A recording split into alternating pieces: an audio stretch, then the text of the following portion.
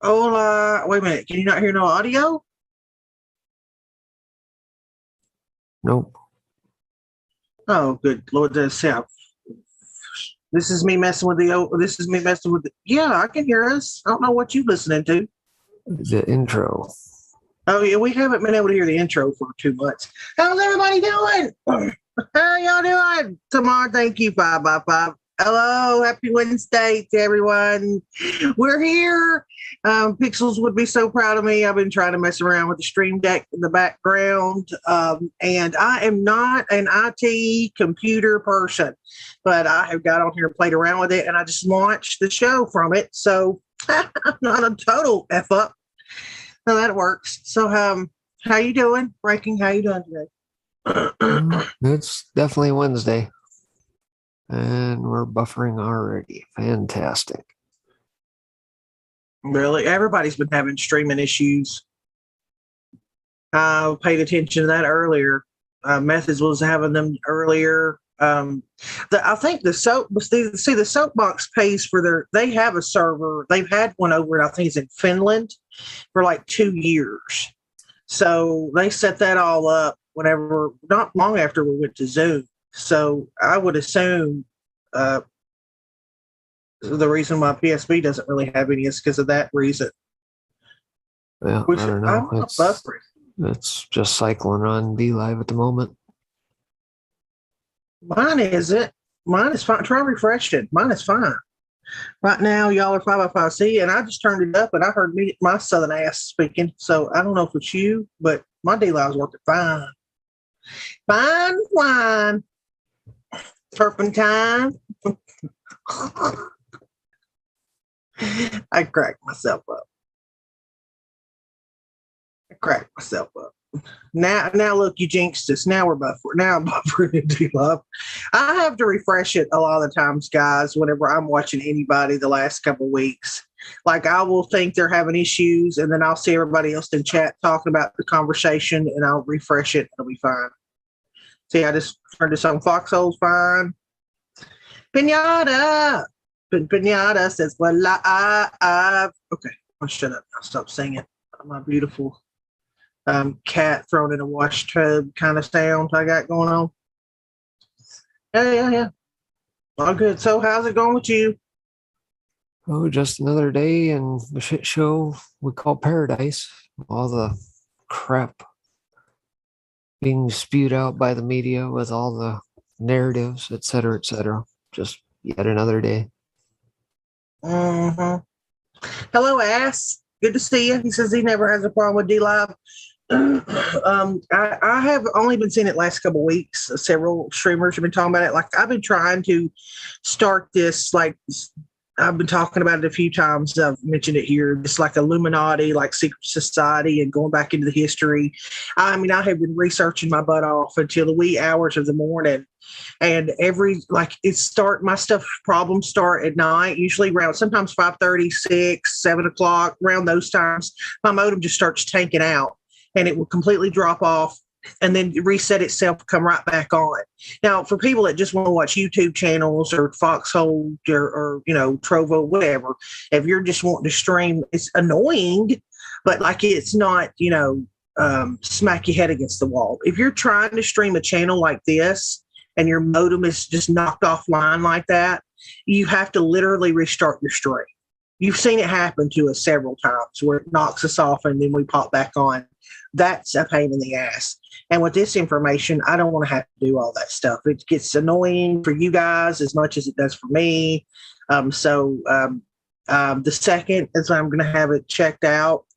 I'm hoping, it's a line issue. It's an intermittent problem. So blah blah blah. Cable speak. Well, fingers crossed we get that fixed out.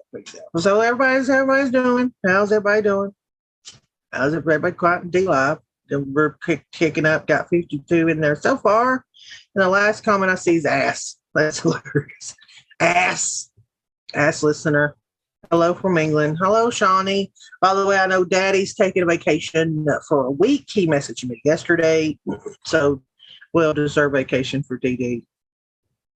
Well, and I need to take one my daggum self. So And if anybody wants to, one place I'd like to go is Egypt.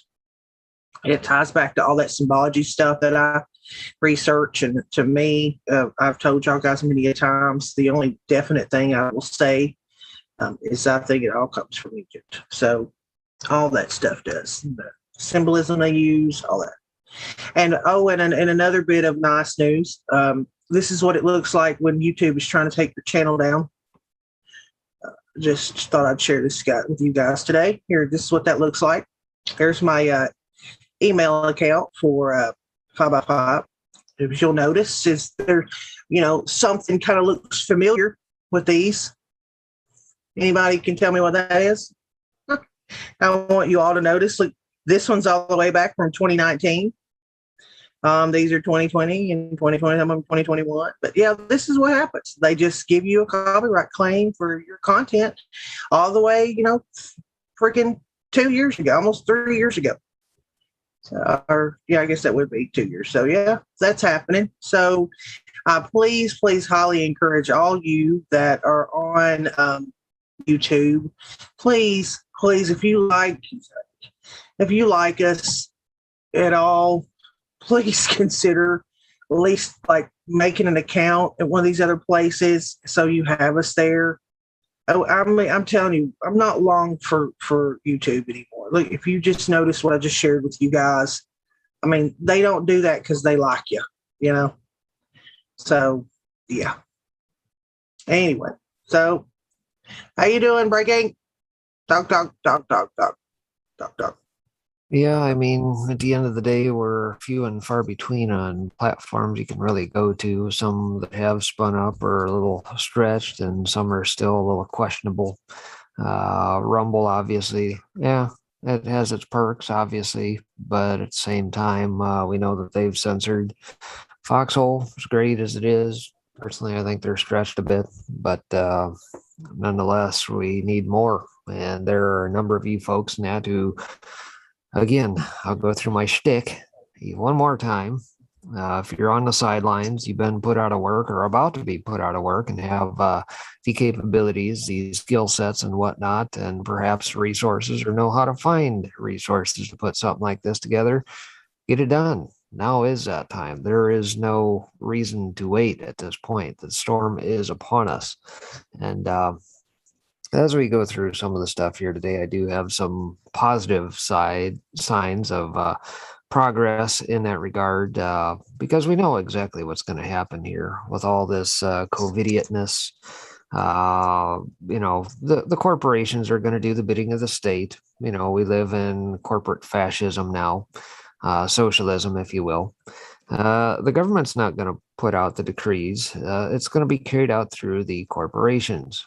And so, you're going to have to be in a position at some point in time to make them physically fire you. Don't quit, but make them physically fire you. And there's forms and all sorts of exemptions and things in that you can try. Whether or not that'll actually stick, I have no idea. But nonetheless, this is kind of where we're at, and we're going to have to build our own parallel system without them. Period. That's what it's going to come down to, first and foremost. So be ready. That's all I can say. That's why I respect everybody's like other channels, platforms. People have all their opinions. Listen, we're not going to agree with everyone's opinion. That's what makes us individuals, right? That's the whole purpose of literally. I don't want to ban anyone in our chat rooms. The one thing that'll get you banned here is if you say derogatory things to a host or somebody else in chat. Like I had to ban my first person ever in Foxhole the other day. I was not happy about it, but they literally came in the room and started calling other chatters pedos. And I was like, no, we can't be doing that shit. So, but I want debate. I love when people come on and disagree, but still respect one another and are mature about it. But like if you look at my point being to that is if some people will say, we just need to still just kind of stand back and let things happen and not get riled up. And, it's, and I sit here and think to myself, I'm like, are you watching what's going on in Australia right now? Or where GT is in Ireland? what they're doing to these kids. I mean, the videos of them, what, pepper spraying a 12-year-old or some shit. And I got a couple of those I could play for y'all, but like, tell that to those people. I'm baffled at. You don't think it's happening here? I've got something pulled up that I meant to share with you guys last week because he's been out because he's got some stuff going on in his personal life, and he's okay, and I'm sure y'all see him over on Rumble. He's exclusively, I believe, now just on Rumble. And I understand Daddy has been, like most people, attacked and from everywhere from a job to his bank account, so it gets hairy, and you got to do what you got to do. But like I look at those people and I think it's real easy to sit on the other side of the fence and say, don't get concerned or don't get flamboyant or don't, yell too loud and get yourself in trouble, and then watch your 12-year-old child be pepper sprayed in the freaking face. I mean, I don't even have any biological children, but I'm telling you, somebody pepper sprayed my sister's kids, closest thing I'll ever have, and it's going to be a bad damn day. And I get the whole point of that's what their goal is to get people to pop off. But it's working because, you're messing with people's children.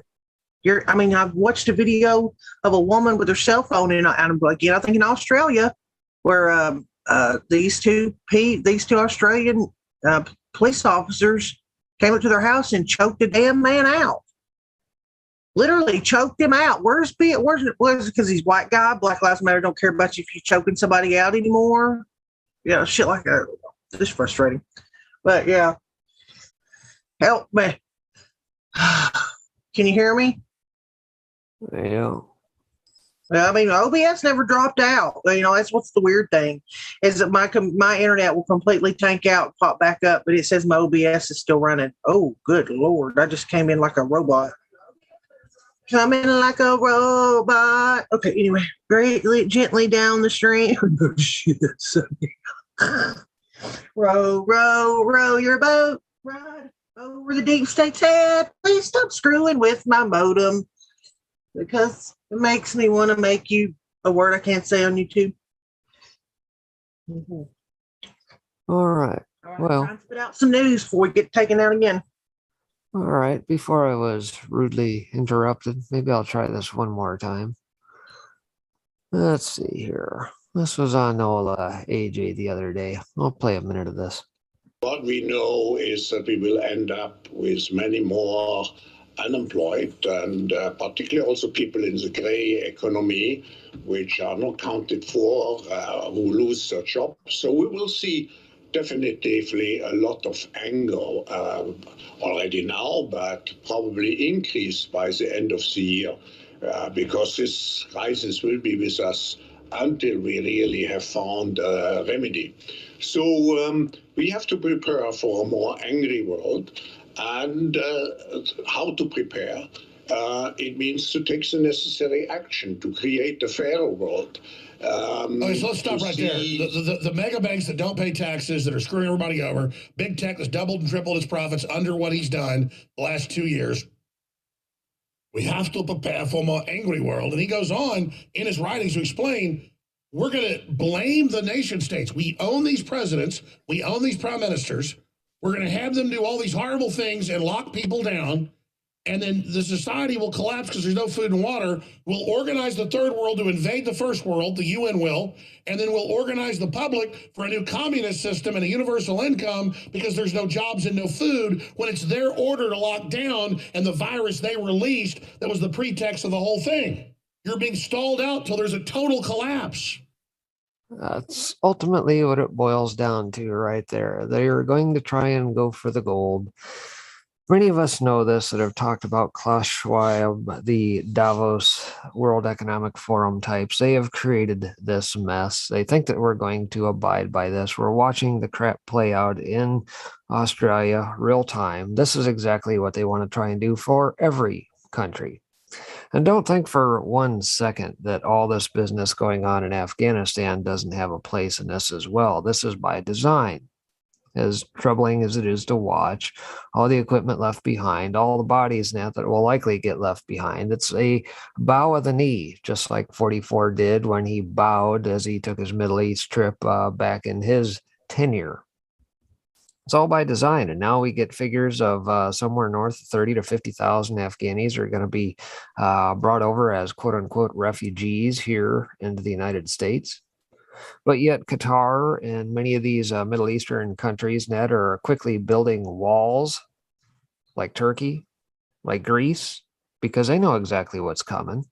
This isn't done in a vacuum, folks. This is all brought to us by the Open Society folks of George Soros and USAID. Again, just like what we have seen poured through the southern border time and time and time again, and yet here we are.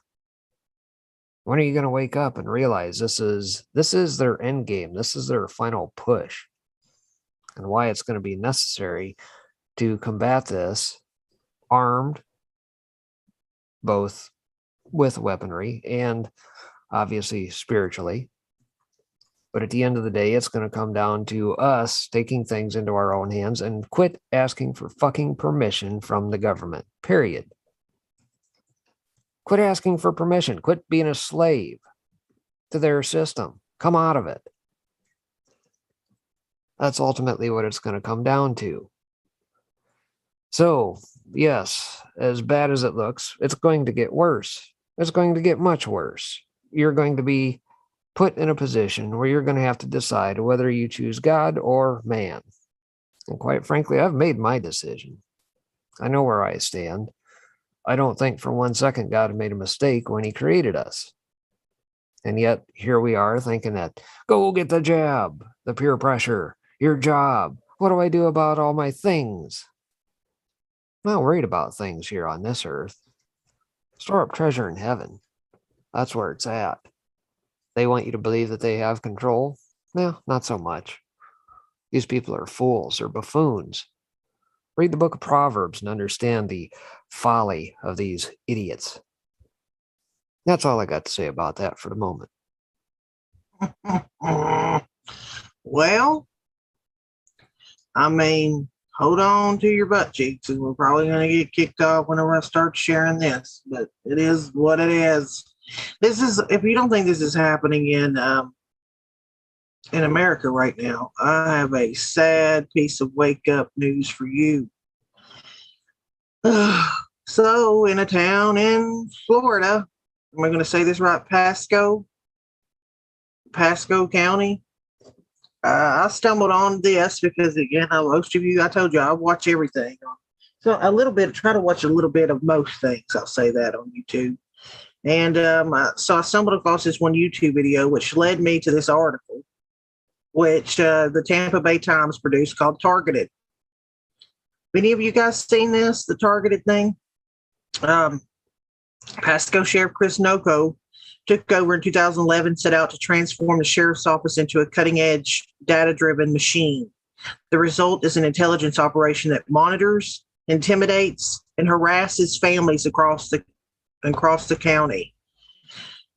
Key developments. The Pasco Sheriff's Office and the school board will no longer allow school resource officers to have access to student data, including grades and discipline history. This is after the change came after the U.S. Department of Education opened investigation into whether the school's district's data sharing practices broke federal law. 4 people targeted by the Pasco Sheriff's Office are suing the agency with the support of the National Public Interest Law Firm. They alleged that their constitutional rights were violated and to call for an end to the sheriff's program. Florida lawmakers have proposed 2 bills to curb the policing tactics used by the sheriff's office. One bill would limit how law enforcement can target police people who may commit crimes, minority report anyone, in the future. Another bill would require school districts to obtain written consent to share students' data with law enforcement. So now they're sharing your kids' data with law enforcement. Yes, minors. Civil liberty groups quickly denounced the Sheriff's Office intelligence programs, promising to take action. That was December 5th of 2020. 30 national and state organizations, including NAACP, Legal Defense Fund, the Southern Poverty Law Center, which, please, look at the people. CARE, CARE Florida and Electronic Frontier Foundation later formed a coalition to oppose. I wonder why these people. I think these people may oppose it for reasons why, what they doing in the woods somewhere. I don't know. A National Philanthropic Foundation cut off funding. But I'm going to get to the meat and gravy of this thing. Okay, here, let's additional coverage. Open letter targets residents for increased accountability. Resource officer no longer access student data. Okay, so what led me to these articles? Let me check this one. There's another one here where it talks about actually the families, right? It talks about this kid. He's 15, became a target September of 2019, almost a year after he was arrested for sneaking into carports with a friend and stealing motorized bicycles. A year later. Those were his only charges against Rio, and he already had a state-issued juvenile probation officer checking in on them. Yet from September 2019 to January 2020, Pasco Sheriff's deputies went to his home at least 21 times. The cops went to this kid's home 21 times. Already had a probation officer. They showed up to the car dealership where his mom worked, looking for him. I think the best way to show you shit like this is to show you in action. And this is where I'll speak against, I think, the left and the right, what they don't ever want us to agree upon is that we could agree on some things. I believe the left and the right I agree that there are some out of hand, like say cities or counties with this bully mentality police department where they think they're out there making laws and not enforcing them, where they're full of themselves and they harass people or they think they're bulletproof and all this shit. Yes, those cops do exist, but it's on the other cops around them's head to hold them accountable. And they should face charges just like an average Joe would face charges. Doesn't mean you or whoever else in the world would face charges. And I know that in some cases their families they get away with everything because of who their parents are. It happens. Okay. It does.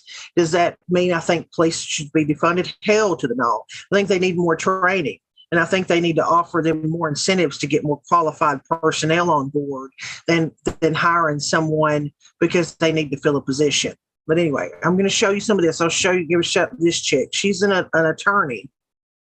And this was her channel. This is how I stumbled on it. She's a defense attorney, and she got this video and started breaking it down. But I thought it was a good place where she put it all together. This is Rio.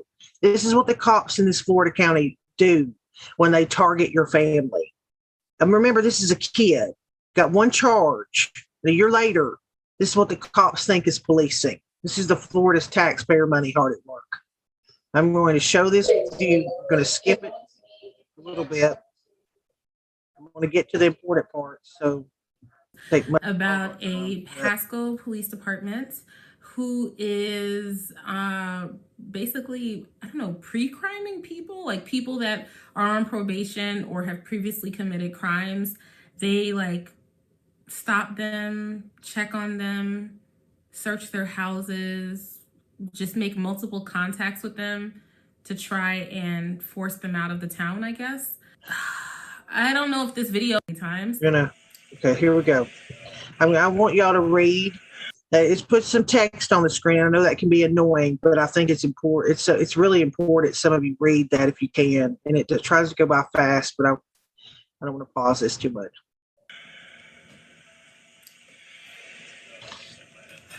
Data-driven program to prevent crime.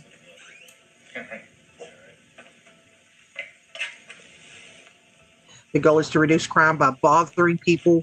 Analysts determine All right, so I already have some questions. Who are these analysts? That's number one. Crime.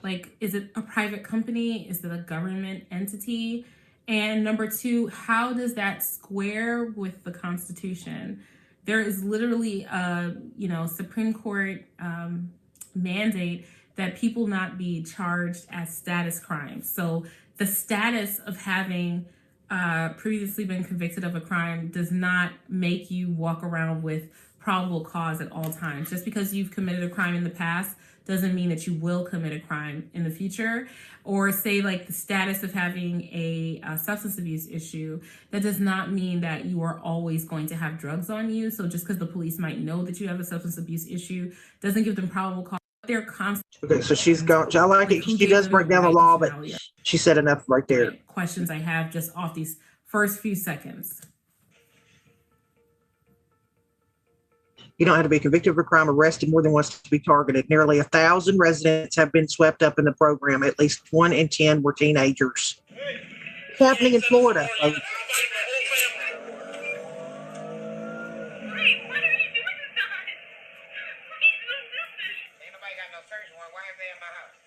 They got no search warrant while they're in my house. That's that boy Rico's mother. Targeting juveniles in particular, I would think that because they're under the care of their parents, he admits to her it's because she didn't stop answering his questions. So after a certain age, that she had a seatbelt violation. That's targeted harassment. The law's basis is. This is how much time they stop at this kid's house.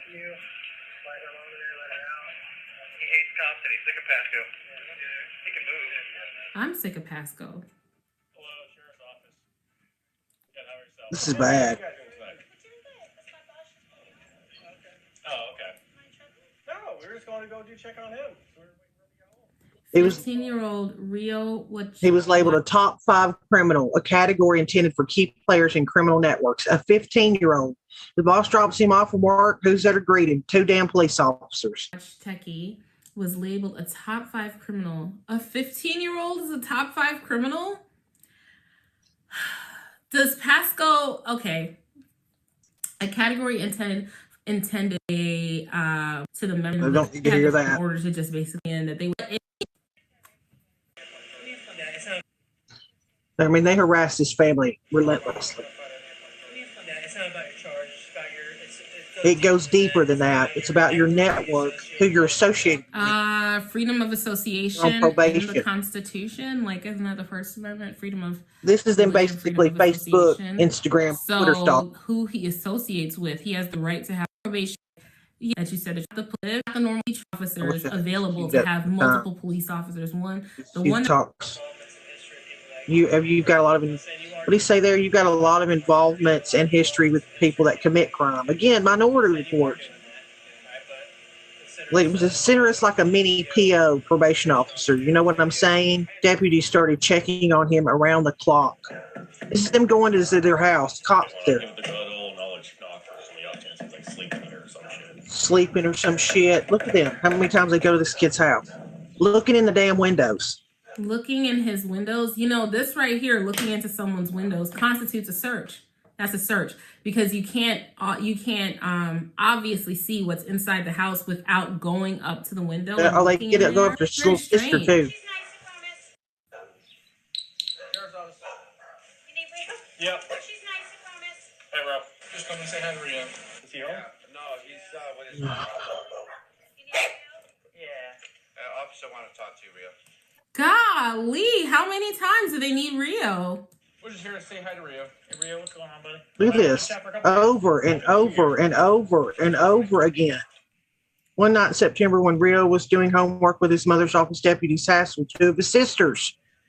This is them going up to the window of this kid's house with his, I think she's 15-year-old sister, him demanding. Is Kaylee also a minor, like how Rio is a minor and you're peeping into her window at night and talking to her through the window? This is so strange to me. What's your who made demanding that she come to the window? I'm going to fast forward some of this stuff. He says, but come talk to me for a moment. Get a lawyer. And then he threatens her. And then they know that people that are lower more than likely don't have a resource. Poor Rio. Kaylee. And she yells at her. Here comes the threat. This is inappropriate. No. But now bang. You're about to have some issues. Why? Why is Kaylee having issues? What are Kaylee's charges? What are Rio's charges? And keep going. And then they threaten without a search warrant. They demand to be let in the house. And show us he's not in the room. I've already said he's not in his room. I have to see for myself. No, you don't. I need to walk through there. Why? Where's your warrant? So, I mean, it just goes on. He's talking to these women. I can throw you both a citation for not having numbers on the house. So they harass these people. So they don't have numbers on their mailboxes or their house. Justice and stuff. I mean, like you don't want to talk about and intimidation. It means That's intimidation. that This is the shit that we got to call out. Like, I notice these people I don't want to ever get in lockstep with the left where they'll defend people for doing some crazy shit. But it goes on. I'm going to try and skip it now because it gets a little.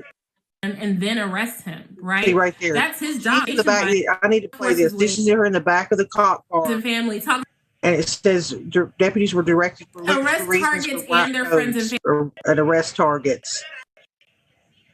Arrest targets and their friends and family. Talking about they don't have numbers on the door. Worse is that he's with only two cameras. Now this is the mother that they Tampa Bay targeted. That's his mom.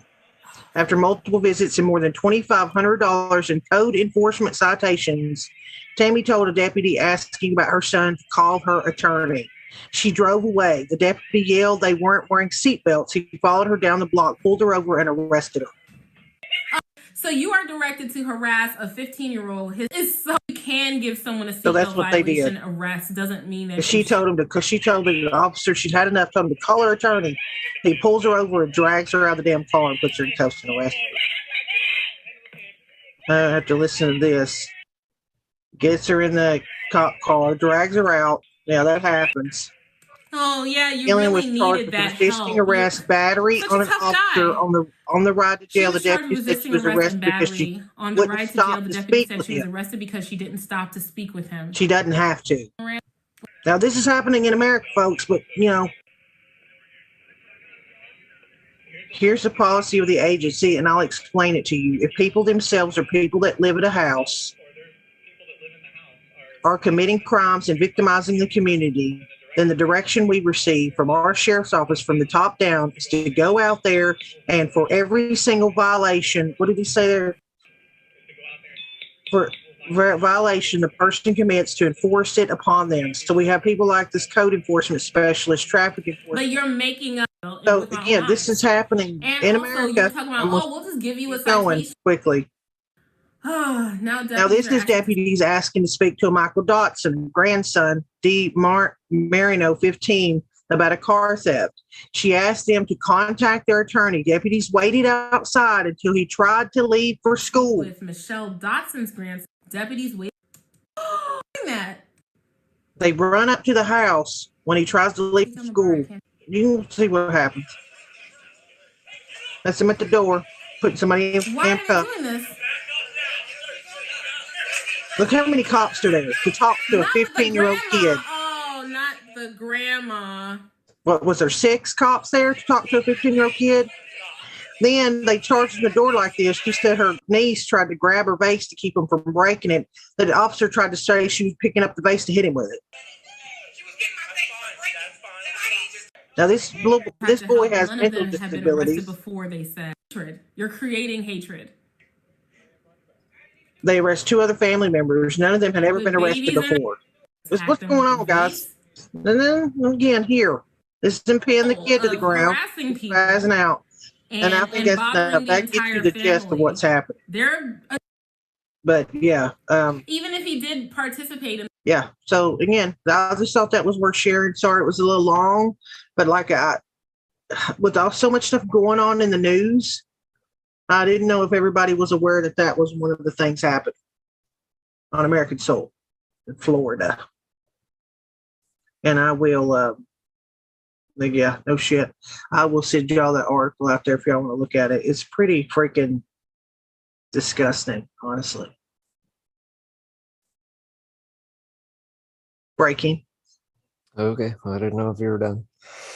Anyway, it's policing in America, pre-crime, what we get to look forward to under Agenda 2030, folks. It's all data-driven at the end of the day. It doesn't matter what your, at the end of the day, what your status is, whatever. They're just going to load a bunch of your profiles into a system, and they'll write some algorithms, get some data scientists behind the scenes to cobble up some algos and outspit a report. And the next thing you know, you send some officers out on a beat, and you get a situation like this. This is what Agenda 2030 is all about. And of course, on top of that, with the COVID stuff, if you're not masked, you're not jabbed. They want to create an us versus them society. They want us divided. And now you're going to get people ratting each other out. Just like the good old days of Hitler and his rise back in Nazi Germany. They want people to snitch on each other. Snitch society. That's ultimately what it's going to come down to, right? Well, yesterday, if you recall, we did see that Pfizer apparently got FDA approval, and a lot of questions as to whether or not, does that mean it was the actual jab that was approved, or that it was an extension of the EUA? What is it exactly? And Sundance over at the Conservative Treehouse had this to say. It says, Pfizer got full FDA approval yesterday. The move would make it the first COVID vaccine to go from emergency use authorization to full FDA approval. And that is over on the CNBC, I guess, is where they referenced. Many of us have probably already seen the download and ad out of the FDA, etc. With that in mind, it is worth a reminder that both Pfizer and Moderna stopped the clinical trials the FDA was using in their review. Let me repeat that. With that in mind, it is worth a reminder that both Pfizer and Moderna stopped, did not continue, did not go forward with the clinical trials the FDA was using in their review. The Moderna and Pfizer vaccine tests were conducted as customary with a control group, a group within the trial who were given a placebo and not the test vaccine. However, during the trial and after the untested vax were given emergency use authorization, the vax companies conducting the trial decided to break protocol and notify the control group that they were not vaccinated. Almost all the control group were then given the vaccine. Let me help you understand what that means, folks. At the end of the day, typically they have a control group versus what they are experimenting with and compare the difference between the two. Is it effective or not? Right? Doesn't that make sense? Usually, if you do an experiment, you want to hold something as a constant and see what changes compared to that constant. But yet, here we find out that neither of these two groups, these entities, decided, oh, no, that's not in our best interest. We're going to break from that quote unquote protocol and we'll just jab everybody. So, what are you measuring against exactly? Purposefully dissolving the placebo group violates the scientific purpose to test whether the vaccine has any efficacy, any actual benefit, and or safety issues. Without a control group, there is nothing to compare the vaccinated group against. And this was documented in NPR, of all places. The doctors lost the control group in the Johnson County clinical trial. This was taking place out in Lexington, Kansas, on purpose. Via NPR. Says Dr. Carlos Fierro, who runs the study there, says every participant was called back after the Food and Drug Administration authorized the vax. During that visit, we discussed the options, which included staying in the study without the vaccine, he says. And amazingly, there were a couple of people who chose that. He suspects those individuals got spooked by rumors about the vaccine, but everybody else who had the placebo shot went ahead and got the actual jab. So now Fierro has essentially no comparison group left for the ongoing study. It's a loss from a scientific standpoint, but given the circumstances, I think it's the right thing to do, he says. People signing up for these studies were not promised special treatment, but once the FDA authorized the jabs, their developers decided to offer the jabs. Just so we're clear, the final FDA authorization and approval for the jab are based on the outcome of these trials. As noted in the example above, the control group was intentionally lost under the auspices of, quote, the right thing to do. So there is no way for the efficacy, effectiveness, or safety of the jab itself to be measured. There's no one left in the control group of a statistically valid value to give an adequate comparison of outcomes for a jab versus not. This is nuts. That NPR article is one to bookmark when people start claiming the jab is effective. How can the jab not be considered effective when there is no group of non-jab people to compare the results to? Oh, Aren't we supposed to trust the science, they say? Well, what science exactly are we talking to? The fact that they have a predicted outcome that they'd like to have, and we'll just make up some bullshit numbers and say, yeah, you know what, we'll throw a dart at the wall. 95% of efficacy looks pretty good, and because we got this target on the wall for all these sales of billions of dollars out into 2050, we're going to be about 100, 300, 500 billion dollar company. We're going to sell the piss out of these things. And how are we going to get there? Well, every 6 months we'll say, oh, there's a new variant out there, and you need to get a booster shot. What do you mean? I thought you told me that after getting the double dose here, that I would be protected against this. Oh, well, Kate Brown says yesterday out in Oregon, everybody needs to mask up in public now, regardless of whether or not you've taken the jab or not. Huh.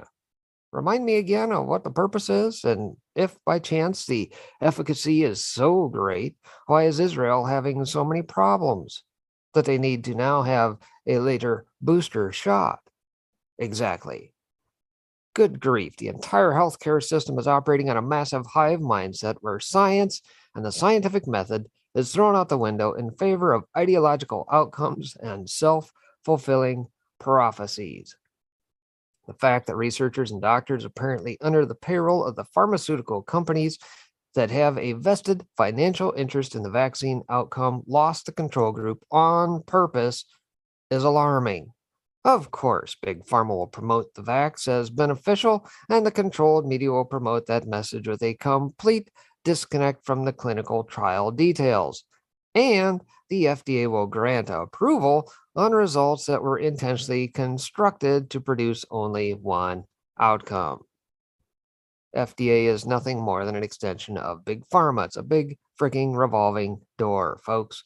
As noted by Dr. Malone, the common sense therapeutic approach should be the primary focus, not jabs, for ongoing healthcare systems as the COVID-19 variants will continue to evolve. Ultimately, the natural immunity process will be of greater overall benefit than the jab, which will require continual boosters to deal with the ever-evolving variants, a similar approach to dealing with reoccurring and evolving flu strains. Dr. Malone provided support for his position with concurrence from leading UK vaccinologist in Great Britain, Sir Andrew Pollard. And I'll see if I can let this play through for just a minute. I think we are in a situation here with this current variant where herd immunity is not a possibility because it still infects vaccinated individuals. And I suspect that what the virus will throw up next is a variant which is perhaps even better at transmitting in vaccinated populations. And so that's even more of a reason not to be making a vaccine program around herd immunity. So I don't think there's anything the UK can do to stop the emergence of new variants. They're going to happen. And if anything, we need to focus now not on what might stop new variants, because I don't think we have any facility to control that. We need to focus on thinking about how do we prevent people dying or going to hospital. And I think this is an enormously important thing to be thinking about today, because during the course of this week, there'll be about 65,000 deaths in the world. We have now over 4 billion doses deployed of the vaccines globally. And that is now enough doses to have prevented almost all of those deaths. And yet they are continuing. So when you think about what the UK strategy should be around variants, I don't think there's anything that we can do, but what we can do is play a more active role in the global imperative, which is to stop people dying. And that means that making sure doses are going to the right people.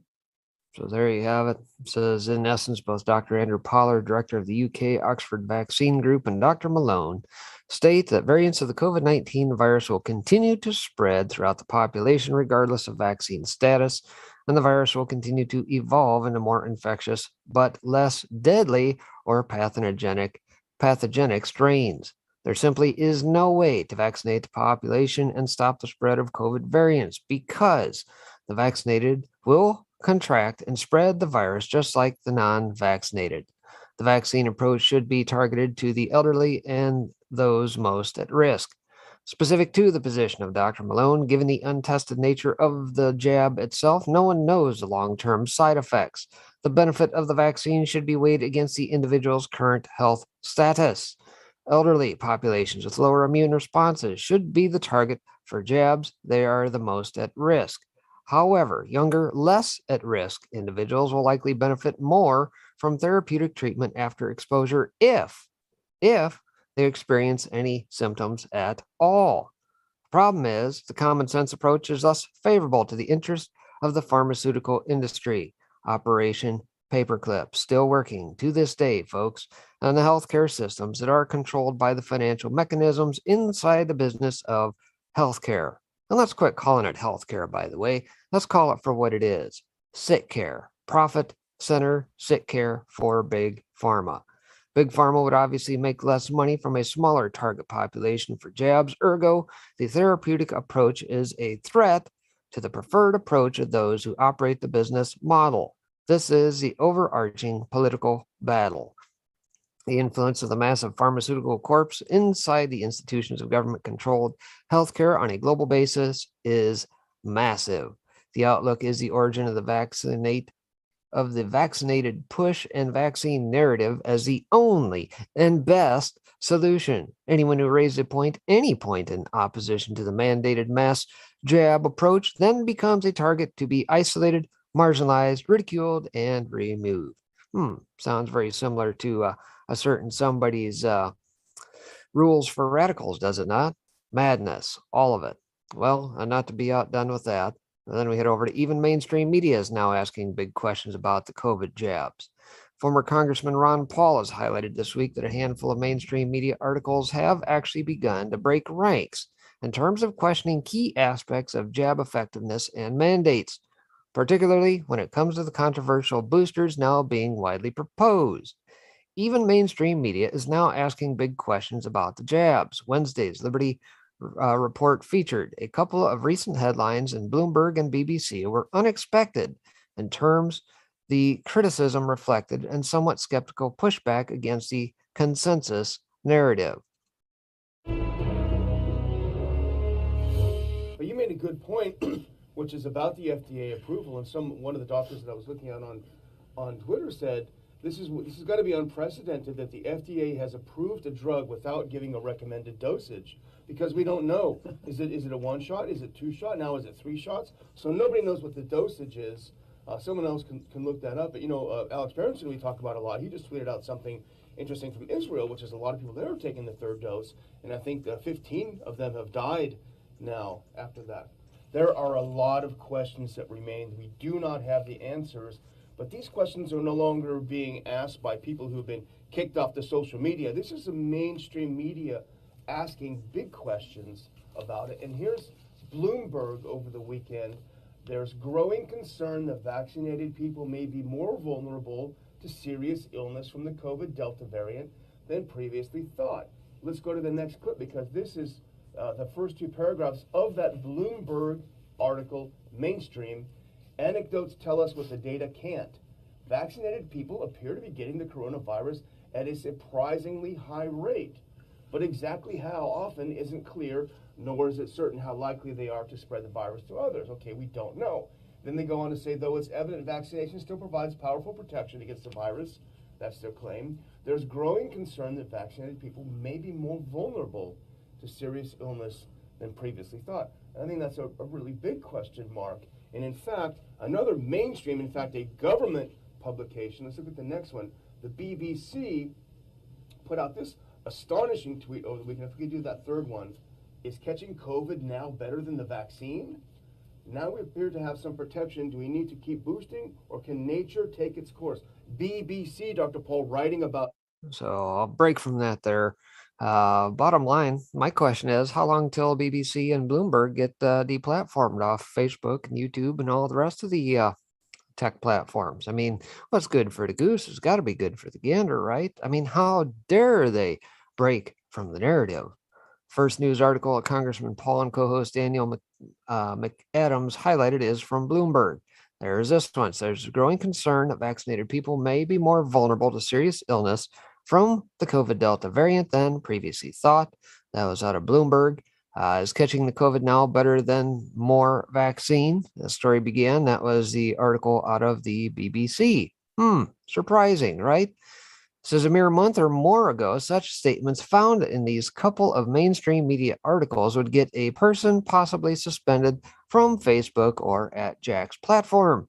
But they underscore just how quote-unquote experimental the whole scenario is, despite governments in a number of places now mandating COVID-19 vaccines, with boosters just around the corner and already being implemented in some places, with Israel previously being the first on a mass scale. Here we even see ABC News. Health experts warn not to jump the gun or line in taking a third dose. So soon we could see health officials pushing a second booster, a third, and on it will go. And of course, folks, many of you have probably already seen the hinting of the COVID-22 out there. And this was, at the end of the day, this will just be the replacement for the old flu jab and that. They'll throw the dart at the wall and say, well, we hope that we hit the right strain this year. And if we don't, well, so be it. We'll try again next year. But at least you got the jab because you're protected now. Are we doomed? Israel's prime minister is crazy. We're an idiot. People who receive 2 vaccine shots walk around feeling like they are protected. They don't understand that the second vaccine is fated against the Delta. They must quickly get vaccinated with the third dose. Wait a minute. Didn't we just talk about efficacy? How long is that quote-unquote efficacy supposed to last? A week? 10 days? 30 days? 6 months?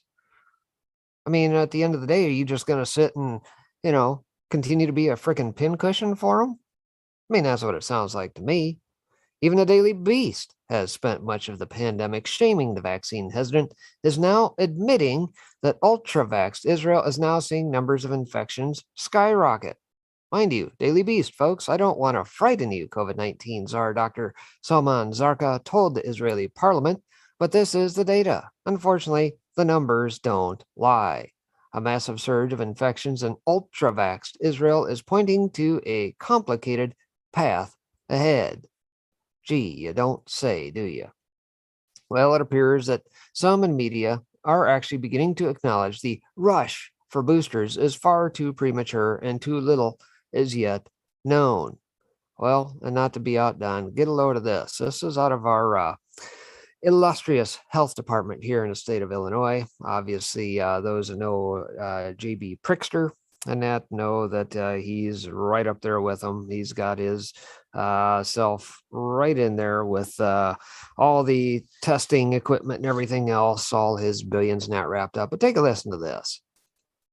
Yeah. I want to be clear in terms of the definition of people dying of COVID. So the case definition is very simplistic. It means at the time of death, it was a COVID positive diagnosis. So that means that if you were in hospice and had already been given, a few weeks to live, and then you also were found to have COVID, that would be counted as a COVID death. It means that even if you died of a clear alternate cause, but you had COVID at the same time, it's still listed as a COVID death. So everyone who's listed as a COVID death doesn't mean that was the cause of the death, but they had COVID at the time of death. I hope that's helpful. So there you have it, right? Straight from the words of the old health department. Perhaps a little brevity in all of this, the explanations. And then, of course, here today we see that the new replacement for Cuomo, what's her name up there, just added another 12,000 folks to the list, and that who supposedly died of COVID as well. I wonder if they use those very same definitions. I don't know. Hard to say. Yeah, that Illinois clip I played actually last Wednesday, where she admitted that the COVID now, and they're still using the PCR test, which they self-admittedly gives false positives. But in doing the research for the the secret society stuff and kind of going back to what they believe in the religion, which I've talked about many times, goes back to Egypt. And they put things out into the ethersphere and trying to basically bring it to fruition. So if they want something to happen, it was like, y'all see people always reference The Simpsons before 9/11 and the towers falling or something. So I've been doing like a ton of research in the background, trying to like figure out the best way to put this in a series, because it's just so much information. It can get confusing. But in the process of doing that, I stumbled upon this. And I mentioned to you guys a couple weeks ago about when Elon Musk was asked, what does he think's the biggest threat? One of the largest threats, remember I showed you, it was like a list to the right. One of them is depopulation, where he talks about how the population is going down. I think the first time in U.S. history, the population even, decreased this last 2 years. It's happening in other countries as well, where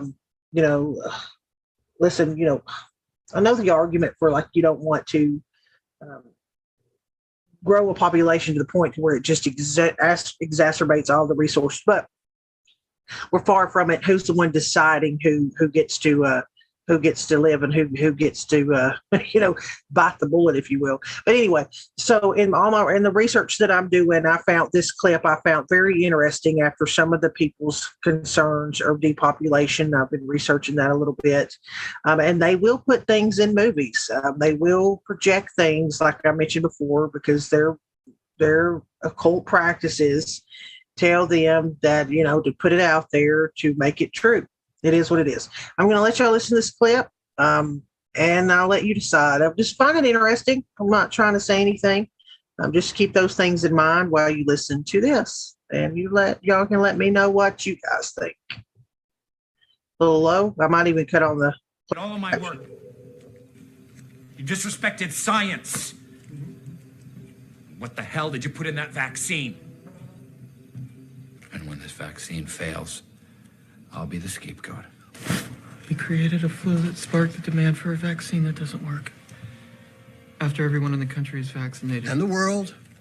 He'll have murdered millions. Nope, you don't have it. We need to go now before that vaccine ships and more people die. Give a certain percentage of the population a fatal illness, and you make sure it's genetic.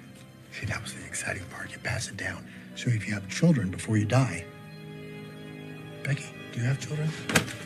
How much evil do you have to do good?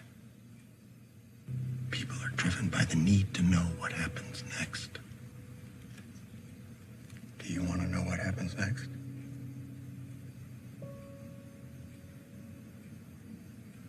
Your father created a world-changing, not world-ending, a world-changing, world-improving omnivirus.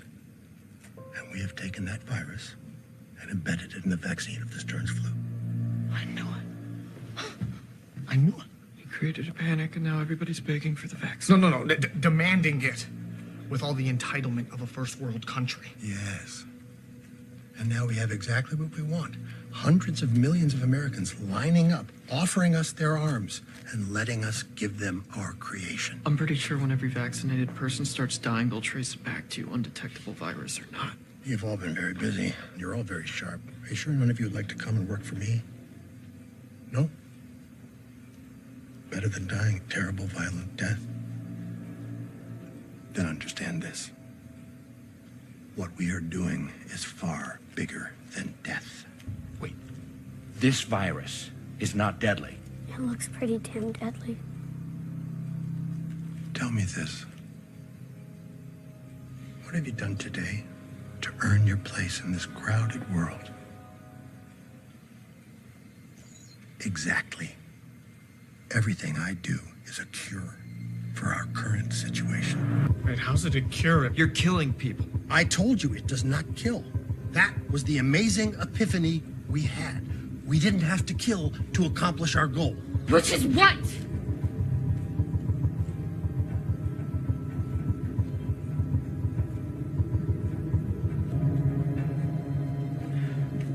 We intend to stop human reproduction for 3 generations.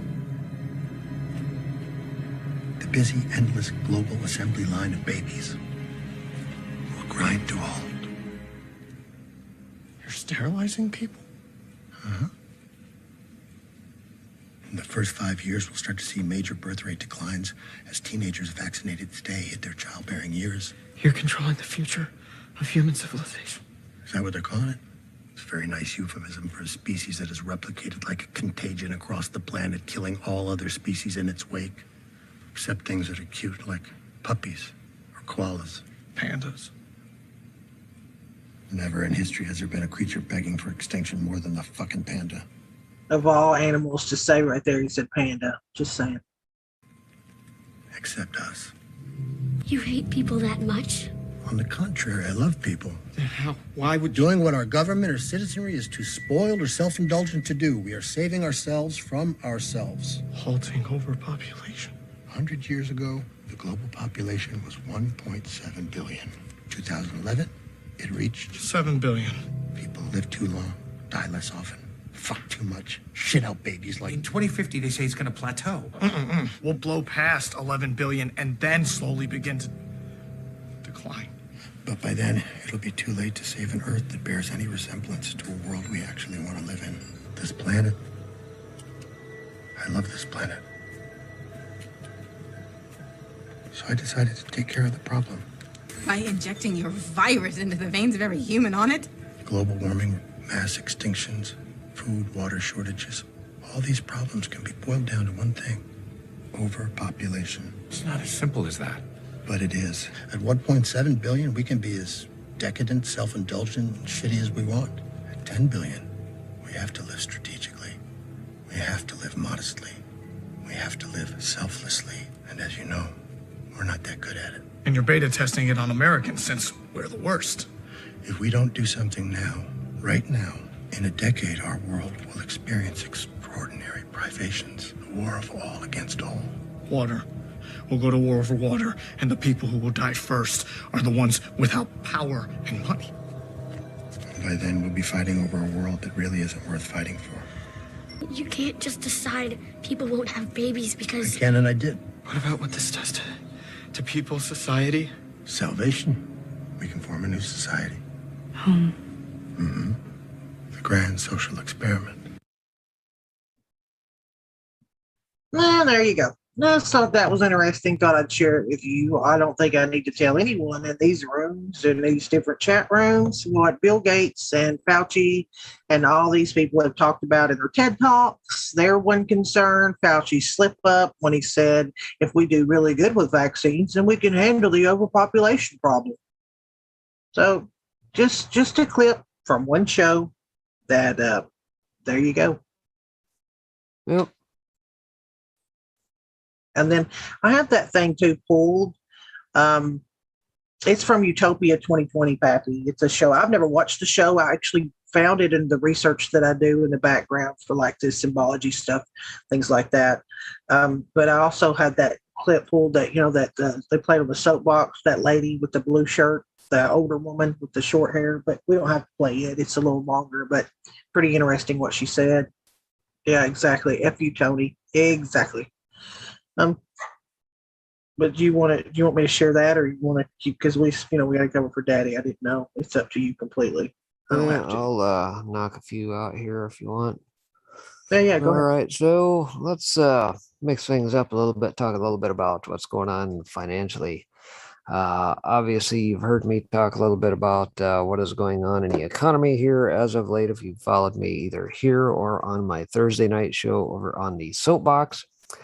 They just took down the YouTube channel. Told you it was coming, guys. Told you it was coming. YouTube is now history. I was waiting on it. I showed y'all the damn the screen grab. Yep. They just nice. Policy violations. I got your policy, Susan. Yep. The whole thing? Oh, yeah. Well, they took it. Well, I mean, I showed y'all that. I'll show y'all again. This is what I woke up to the other day. And I knew it was coming. Like, it's, I mean, they're, let me find it because I sent it to you. Yeah, like it's coming. Like if they're going to go back into your stream and dig up shit from 2 years ago, they're coming for you. Now you tell me how in the hell. Hang on, I'm going to steal it for 1 second just to show this. This is what I woke up to. This is what I shared with Breaking. It's worse now. There's more now. Because this was from about like the 19th. Look at how many of them. The 17th, 18th, 19th. One more today, even. Yeah, 3:40, 54 in the morning, 8 in the morning. Like, look at this last one was from 12/11 of 2019. So when they do this, they are coming for your ass. And that's just how it is. And so that's why I started the show out saying, please follow us on one of the other platforms. Like, you got to follow us.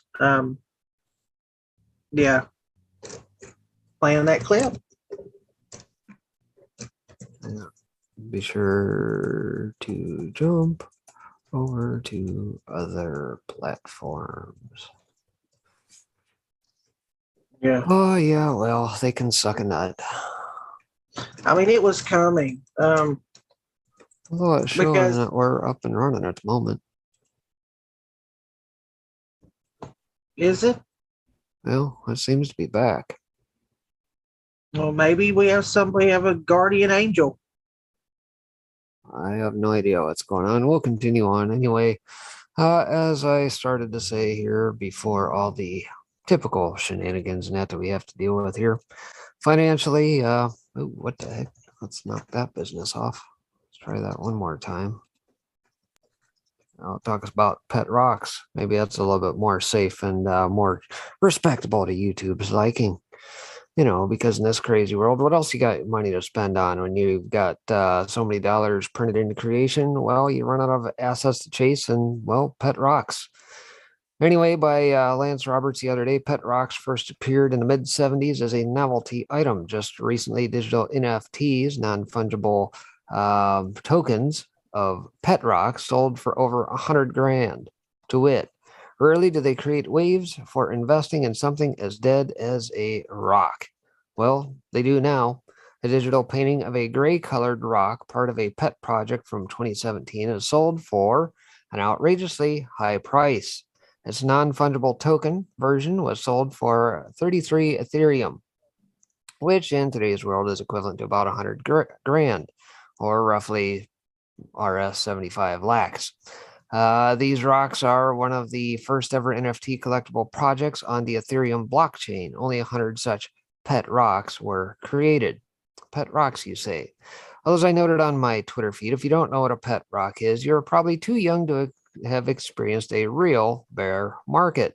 Apparently, this was a thing back in the day. It says, yes, people really did buy these, and as Peter Atwater noted, the pet rock craze lasted about 6 months, beginning in September of 1975, with sales peaking during the Christmas season and tanking in February of 1976, when stores discounted prices due to declining sales and copycat products flooding the market. So that was back in late 1975 to 1976. So as we have previously discussed, the many similarities we see between the peak of the markets in 1999 and today, when there is too much money chasing too few assets. Digital pet rocks are typically a sign of exuberance. As noted previously, valuations are a terrible market timing indicator. However, in the short term, valuations tell you everything about market psychology, and in the long term, they tell you everything about expected returns, etc., etc. I'll probably break from that there just to highlight the fact that, this is kind of where we're at today. When you're part of the nouveau riche, and, those of us that are plebes and the peasant class don't have those sort of assets to play with, you can spend your money on Ethereum and go chase non-fungible tokens known as pet rocks. And apparently, like I said, that was a thing back in the 1975, 1976 timeframe where you could literally buy a pet rock. Over to the UK, obviously, as things unwind here, we're going to see supply chain disruptions and so forth. And of course, we're seeing that play out now. UK McDonald's runs out of milkshakes amid supply chain chaos. So what good is going to McDonald's if you can't go get a stinking milkshake? Well, supply chain disruptions continue to pile up for McDonald's, with milkshakes and bottled drinks pulled from its menu at 1,250 British restaurants, according to Bloomberg. Like most retailers, we are currently experiencing some supply chain issues, impacting the availability of a small number of products, McDonald's said in a statement on Tuesday. Bottled drinks and milkshakes are temporarily unavailable in restaurants across England, Scotland, and Wales. The statement continued, working hard to return these items to the menu. Anyway, BBC Breakfast says McDonald's has run out of milkshakes and bottled drinks across England, Scotland, and Wales. I'll let this play through for a second. McDonald's just the latest now. Remember last week, Nando's saying it was forced to close some stores because it ran out of chicken. KFC also reporting shortages. This time, another fast food favourite. There are no milkshakes or bottled drinks at McDonald's. Now, the firm said it affects all 1,250 outlets in England, Scotland, and Wales. Remember, Ireland's got different customs arrangements after the UK left the EU, which makes it a bit less complicated to import goods to and from there at the moment. Well, McDonald's says the problem is due to supply chain issues. Now, as we said, just the latest. So, supply chain issues, you say? Well, the cause of the disruption is a combination of shortage of truck drivers, Brexit, EU immigration rules, and COVID restrictions and self-isolation guidance. McDonald's is the latest company to experience supply chain disruptions because of Brexit. Of course, I'm sure that's a scapegoat, and the virus pandemic. Last week, South African multinational fast food chain Nando's closed 50 restaurants due to chicken shortages. Earlier this month, KFC UK warned customers that some menu items aren't available or our packaging might look different. The disruption caused a KFC crisis, where some residents contacted police about the interruption. This summer, a lingering issue has been bare supermarket shelves. To ease the situation and increase trucking capacity to haul goods into the country, the government has reduced a limitation on drivers' number of hours. Over in the States, the entire restaurant industry is facing supply chain issues. Taco Bell, Starbucks, and McDonald's face limited menu items or shortages. So it appears McDonald's milkshakes will not be bringing anyone to their restaurants. And we're going to see more of that, folks.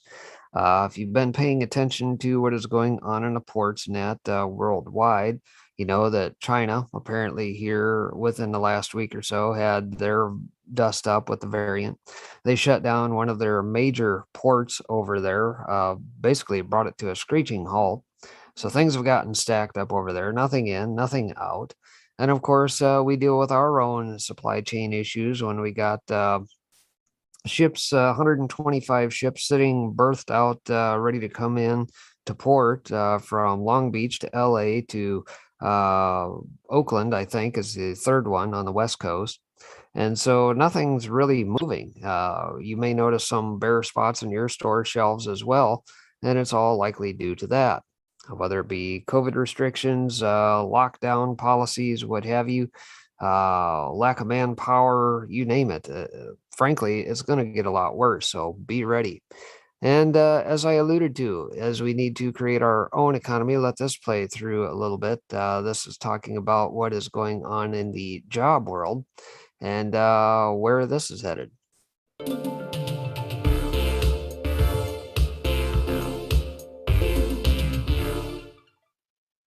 Hello and welcome to Red Balloon! Today, let's focus on a very serious harm that's being done to families across this nation. Families who are losing their livelihoods because their employer is mandating vaccines. Never before in the history of our nation have we mandated that employees either inject themselves with a vaccine or lose their job. But a growing trend is sweeping this nation, canceling the jobs of those who have concerns about the vaccine. And we're not even allowed to have a conversation. Think about what is happening. Companies are firing long-term employees who have faithfully served their employers, often laboring for decades, helping build these global economic powerhouses. But now, United Healthcare, Cisco Systems, United Airlines, Google, Microsoft, Disney, Walmart, and many more of America's Fortune 500 companies are forcing this huge lifestyle change. Get a vaccine or get out. And I'm afraid it isn't the end, my friend. If you try and express your opinion that runs counter to what has been deemed acceptable, well, watch out. Your job and your basic freedoms are increasingly at risk. Cut, back in. At Red Balloon, we believe in the tradition of the American worker and fully support the freedom to work while still being able to hold your own faith, beliefs, and values, no matter which side of the vaccine debate you're on. You like that? Release! Today, many firms are forcing workers to adopt a set of values or be escorted out of the building. And this is wrong and utterly counter to what America should be about. Diversity shouldn't just refer to your skin color. Americans need to be allowed to have a diversity of thought and of opinion and of belief. And that's why we're taking a stand against this mandatory vaccine trend. In today's tight labor market, there are good companies with strong work cultures who want to hire dedicated employees regardless of their healthcare choices. We're ramping up operations here at redballoon.org to match hardworking employees to those responsible employers who value and respect their employees regardless of their vaccination status. Because America is the land of the free, and for over 200 years, that freedom has brought together a strong and diverse workforce and produced the greatest engine of innovation the world has known. So let's be done with this robotic adherence and response to whatever those political, media, and tech elites collude on. We live in a society where coercion should be illegal and good decision making should be celebrated.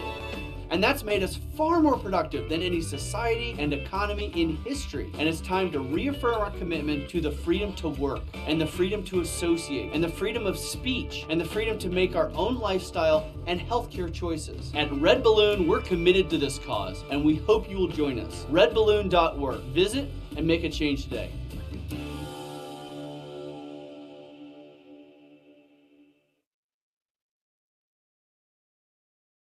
So there you have it. As we've alluded to, Torba and company over at Gab and many others, Mike Lindell and his platform over there, we got to make it happen, folks. The time is now. And I sincerely wish this outfit the best. By no means is it an endorsement, but just highlighting the fact that we are going to have to create a counter culture, if you will, of platforms and various sites you can go to work at this point. Those who still value their livelihood without having corporate boards dictate what thou shall or shall not do by way of jabs in order to work, as they alluded to. And I sincerely hope that they have built a platform that can weather the storm against, the various powers that be behind the scenes, and hopefully they have put them on platforms that can't be taken down, like what we have seen through the likes of, what was the January 6th platform? Parler. Yeah, there we go. Yeah. So, hang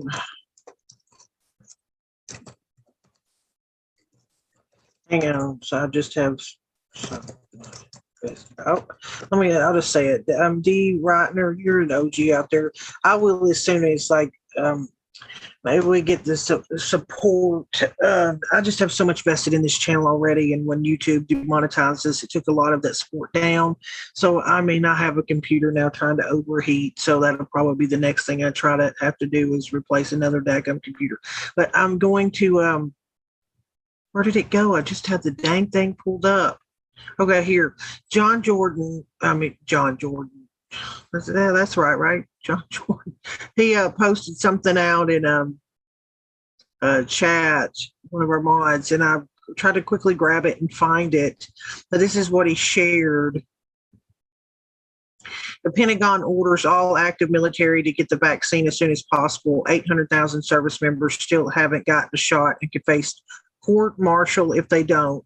More than 800,000 service members out of around 1.4 million seem to get their shot, according to Pentagon data. And active duty forces, 68% are fully vaccinated and 76% have at least one dose. I would question that number right off the bat. Where did they get this number? Who's pulling this number? I don't trust it. The Army has the lowest vaccination rate, where 40% are fully vaccinated, 57 have one dose. All service members must get their COVID-19 vaccination as soon as possible now that Pfizer BioNTech jab is fully approved by the FDA. More than 800,000 service members out of around 1.4 seem to get their shot. Those who haven't got a shot face a wide range of punishments if they don't, the most severe being an investigation and court-martial.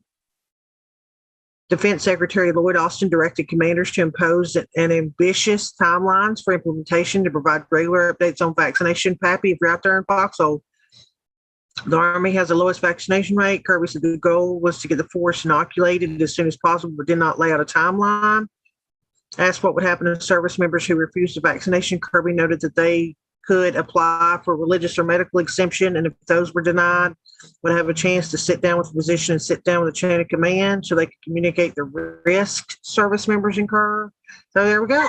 Here we go. I could give you, let's see.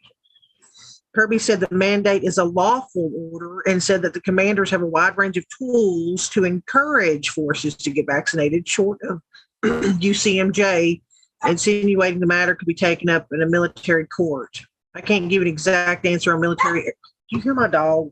It's 7. Hang on. Sorry, it never fails. If I'm on live, my dog thinks right now is the time to come get me. Okay. To defend the nation, we need a healthy and ready force. Also said the memo. Total of 34 service members have died from COVID-19. 1,998 have been hospitalized. Yeah, what? They're already required to get 17 different vaccines, depending on where the world they are stationed.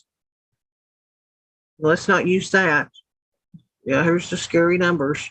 So, okay, so he did that. So while I'm trying to pull this up and find that, of course, it leads to all this other stuff. Up to 1.5 Americans, including 23 California students, are stranded in Afghanistan. Blinken blames American citizens for not leaving earlier as CIA start helicopter rescue missions. So there's already these helicopter rescue missions, which led to, oh, hello, YouTube. It says we're leaving in 72 hours. It doesn't matter who's left on the ground. Former CIA officer says he's been told the deadline to evacuate Americans from Kabul is far shorter than August 31st cutoff. CIA officer Sam Faddis has claimed Americans and Afghan allies stuck in Kabul actually have far less time to evacuate. A terrorism expert said he's been informed civilian evacuation flights out of Afghanistan are set to end in 3 days, not August 31st. Biden decided we're pulling out within 72 hours. We're gone, and it doesn't matter who's left on the ground, Faddis said, citing military sources. U.S. forces need time to get out and have to collapse on themselves to maintain some sort of security perimeter. A military contractor spoke with Daily Mail on the condition of anonymity, claiming that he, too, had been told the deadline was swiftly approaching. This is a debacle. I mean, and then I wanted to show that because this was there, too. It's Capitol cop who shot and killed Ashley Babbitt on January the 6th will reveal his identity for the first time during an interview, of course, with NBC's Lester Holt tomorrow night. So tomorrow night, apparently, well, we're going to finally figure out who did this shit. It only took 7 damn months, almost 8. Capitol Police Officer Short Ashley Babbitt will reveal his identity. He will sit down for an interview with Lester Holt. An investigation concluded on Monday. He acted in line with department policy. Really? Unarmed? Wasn't threatening anybody. She was jumping through a window. She didn't have a bat in her hand. She didn't. Yeah. Real. It goes way in line with what we've been seeing for these last 4 years and all these riots because somebody said something wrong. But this one justified. She was known as a Trump supporter, reportedly pushed conservative conspiracy theories. Of course, you know what, the conspiracy theory that the coronavirus started in the Wuhan lab. You mean like that one? Huh? Or that we've been used as guinea pigs for 100 years? Huh? Like that one? The DOJ said in April that it will not be bringing criminal charges against the officer due to insufficient evidence. Not like the 14,000 hours worth of video they won't release. Interview will broadcast during the nightly news with Lester Holt at 6:30. So yeah, I can't wait to hear this bullshit spin. I wonder who was the officer for first time. We'll find that out. So yeah. So anyway, sorry. I was looking for that John had shared, and then it wound up leading me down the road of you see where it led me. I was looking for it, and I was like, oh, that's a good one. So there you go, guys. So tomorrow night, 6:30 Eastern on the NBC Nightly News, everybody will finally get to see who the guy is, even though the Anons on the Chans had him identified 5 months ago. But there you go. Well, along the Pentagon lines, that's also out today. Pentagon reveals new rescue operation beyond airport confines. Less than 20 Americans saved. Obviously, there's quite the flap going on over there. It's been put in front of us ad nauseum here as of late with propaganda videos and everything else, and that I'm sure many of you have seen. And I need to try and dig this article back up. I think it was Thursday, Friday last week that I think did a fairly good job of laying this out, and I need to go back and try and figure out who wrote it, as I don't recall, and I didn't mark it in my archives, unfortunately. But it highlights the fact that right now what we're really seeing is a little bit of a dichotomy between the State Department and the White House and their respective narratives. Nat, if you think about it, the State Department aligns itself with the clown organizations and CNN, and they tend to be the mouthpieces, and the White House has their band of folks that align with them, and it seems like they're butting heads a little bit. And so it's interesting to kind of watch this. Like I said, I'll have to try and dig this article back up, maybe for a later review. But nonetheless, since things in Kabul quickly unraveled last week, the Pentagon has confirmed that American forces have sent a handful of rescue operations into the capital city outside the secure confines of the airport, such as a recent mission to rescue 169 Americans from a hotel. On Wednesday, the Pentagon has confirmed another helicopter rescue mission that took troops significantly outside the airport and into the city, this in order to rescue less than 20 Americans, as the latest military press briefing indicated. It says, according to Fox News, this is the third time American forces have launched helicopters to rescue Americans outside the airport. At the same briefing, the Pentagon announced that over 4,400 Americans have now been evacuated from Afghanistan, clearly indicating the vast majority of the many thousands taken out so far have been Afghan nationals that previously worked with the coalition.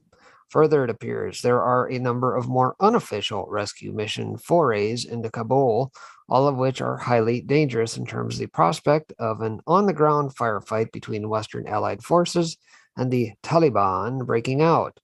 And with special immigrant visa applicants cut off from escape by Taliban checkpoints, retired Marine Corps Sergeant Ryan Rogers told Fox News Tuesday that non-government organizations have been working through unofficial channels to try to help.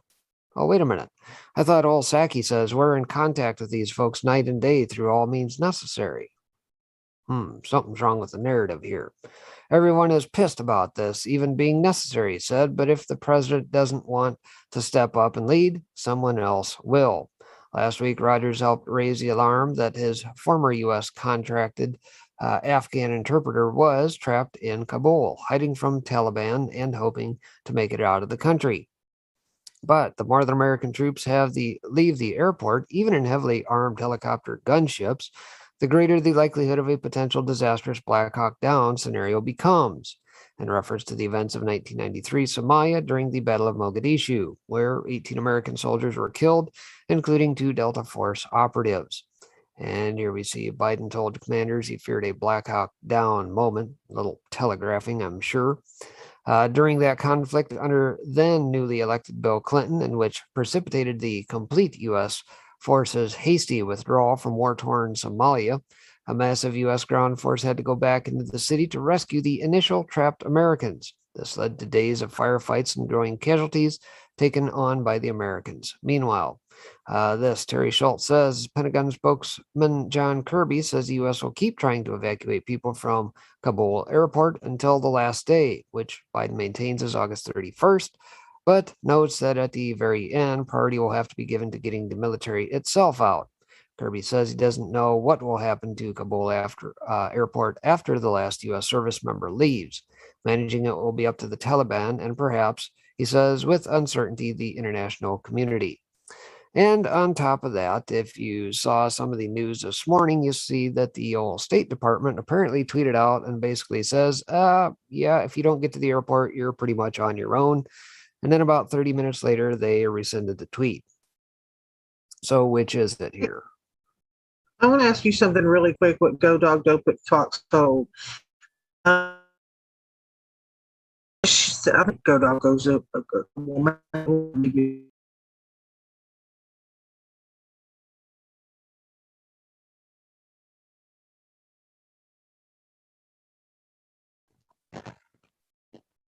Alrighty, you still up?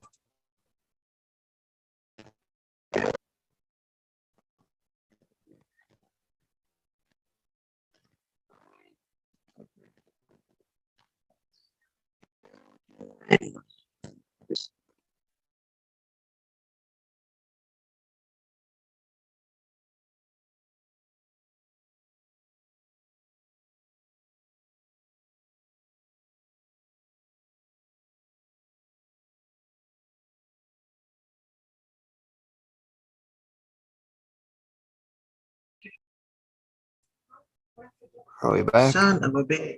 Yeah, can you hear me? Now I can. Yeah, it's I don't know. Even that time, it didn't even want to recognize my Zoom. That's what the order had been sending. Memory though, because when as soon as my Foxhole gets reset, I can't go back up into chat. Which, by the way, now my Foxhole's not showing anything on it, which is weird. We can look. Yeah, it's all online. Come on, Foxhole. But said that the second page, second paragraph, I believe is what he said. That it's not been technically approved. It's just the emergency order has been extended. So that's what I was wanting to ask you because I didn't bring anything up about it today. Yeah, I'm back in bed. I prefaced that article out of Conservative Treehouse that Sundance put out with that. And it probably would behoove us to actually read the actual FDA doc and that came out yesterday. There's some that highlight, I think it's page 20, if I'm not mistaken. A lot of folks are saying that it doesn't actually authorize the jab per se as it does extend the emergency use. And I just have not had the time to actually go back and read the actual document itself. But maybe if there's time tonight and provided your connectivity stays up, maybe it'd be worth going through the whole stinking doc. I don't know. He's still up. That's the whole thing is that, you know what I've been doing in the background. All this stuff I've been pulling for the secret societies and how all this started and these people's religious beliefs, stuff like that. And I mean, I have a lot of stuff pulled. I stay up really late trying to go through all the stuff that I've researched over the years. I'm back in the red. See, my signal's back in the red. Only happens, guys. I can be off air and be searching the interwebs and never have a damn problem. As soon as I come to stream, whatever. Anyway, so I've been wanting to do that for, what now, 2-3 weeks. But it's like that to me is not something I want to send people out at, 2:00 in the afternoon. That's the kind of stuff that, you want to put later on at night. I always think about somebody being at home with their kids running around. I don't know. But so I'm hoping that this will get figured out. I'm going to have it looked at on the second. I know that's maybe might understand why I waited about a week, but I trust the person coming to look at it. Say that. And yeah, so do you have that? I wish my Go Dog Go thing would the Go Dog Go, the Foxhole chat would pop up. There it is. Yeah. Go Dog Go. I'm downloading it from a link from an article. Now I have to search from where. See, I have it from yesterday from FDA.gov. Yeah, if you look at, we still have 20 minutes. I don't mind doing a. I think it's this guy here. Actually, I take that back. That one's the coronavirus disease 2019. They renamed it Comirnaty and Pfizer BioNTech COVID-19 vaccine. There was another one that came out yesterday as well. FDA.gov. I'm going back through the old archive. Sorry, folks. Yeah, we're good. We're good now. I've been just testing Foxhole. There's the deal. Even though it doesn't look like my chat's moving in D-Live, but that could just be, I don't ever really stress it too much. Our chat's never been really like flying by kind of. Yes, thanks, Tracy. Okay, she said good. All right. I think this is it here. I think it's this one that's this guy right here. U.S. Food and Drug Administration came out on the 23rd. Pfizer Inc. Attention, Ms. Elisa Harkins. Is this it? 13 pages. February 4th, pursuant to Section 564B1C of the Federal Drug and Cosmetic Act, the Secretary of the Department of Health and Human Services determined there is a public health emergency that has a significant potential to affect national security or the health and security of the United States citizens living abroad, and that involves a virus that causes coronavirus disease 2019, aka COVID-19. On the basis of such determination, Secretary of HHS on March 27, 2020 declared that circumstances exist justifying the authorization of emergency use of drugs and biological products during the COVID-19 pandemic pursuant to Section 564 of the Act, 21 U.S.C. 360 B-3, subject to terms of any authorization issued under the section. On December 11, 2020, the FDA issued an emergency use authorization for emergency use of Pfizer BioNTech COVID-19 vaccine for the prevention of COVID-19. For individuals 16 years of age and older, pursuant to Section 564 of the Act. FDA reissued the letter of authorization on December 23, 2020, February 25th, 2021. And here's some of the footnotes in that they reference. May 10th of this year, June 25th of this year, and August 12th of this year. Yeah. On August 23rd, 2021, FDA approved the biologics license application submitted by BioNTech Manufacturing GmbH for Comirnaty COVID-19 vaccine mRNA for active immunizations to prevent COVID-19 caused by SARS-CoV-2 for individuals 16 years of age and older. On August 23rd, having concluded that revising this EUA is appropriate to protect the public health or safety under Section 564G2 of the Act, FDA is reissuing the August 12th, 2021 letter of authorization in its entirety. And pericarditis. Okay, there you go. Go back about 20 seconds. Just reset again. But it was like off and on, literally, bam, bam. All right. Well, let me start back. Go back about. Paragraph. Yeah, just this. Yeah. So on August 23rd, just a couple days ago, having concluded that revising this emergency use authorization EUA is appropriate to protect the public health or safety under Section 564G2 of the Act, FDA is reissuing the August 12, 2021 letter of authorization in its entirety, with revisions incorporated to verify that the EUA will remain in place for the Pfizer BioNTech COVID-19 vaccine for the previously authorized indication and uses, and to authorize use of Comirnaty. So two separate things here we're looking at. We're looking at what they previously did, apparently under the EUA, versus now this renamed jab, Comirnaty, COVID-19 vaccine mRNA under this EUA for certain uses that are not included in the approved BLA. In addition, the fact sheet for healthcare providers administering vaccine, the vaccination providers, was revised to provide updates on expiration dating of the authorized Pfizer BioNTech COVID-19 vaccine and to update language regarding warnings and precautions related to myocarditis and pericarditis.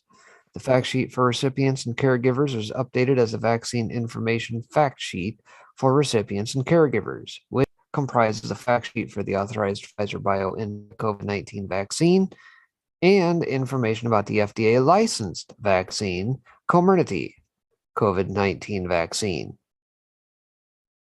So apparently we're talking about two separate jabs here. Pfizer BioNTech COVID-19 vaccine contains a nucleoside modified messenger RNA, mod RNA, encoding the viral spike glycoprotein of SARS-CoV-2, formulated in lipid particles. Comirnaty COVID-19 vaccine mRNA is the same formulation as the Pfizer BioNTech COVID-19 vaccine and can be used interchangeably with the Pfizer BioNTech COVID-19 vaccine to provide the COVID-19 vaccination series. What's footnote 8? Says a licensed vaccine has the same formulation as a EUA authorized vaccine, and the product can be used interchangeably to provide the vaccination series without presenting any safety or effectiveness concerns.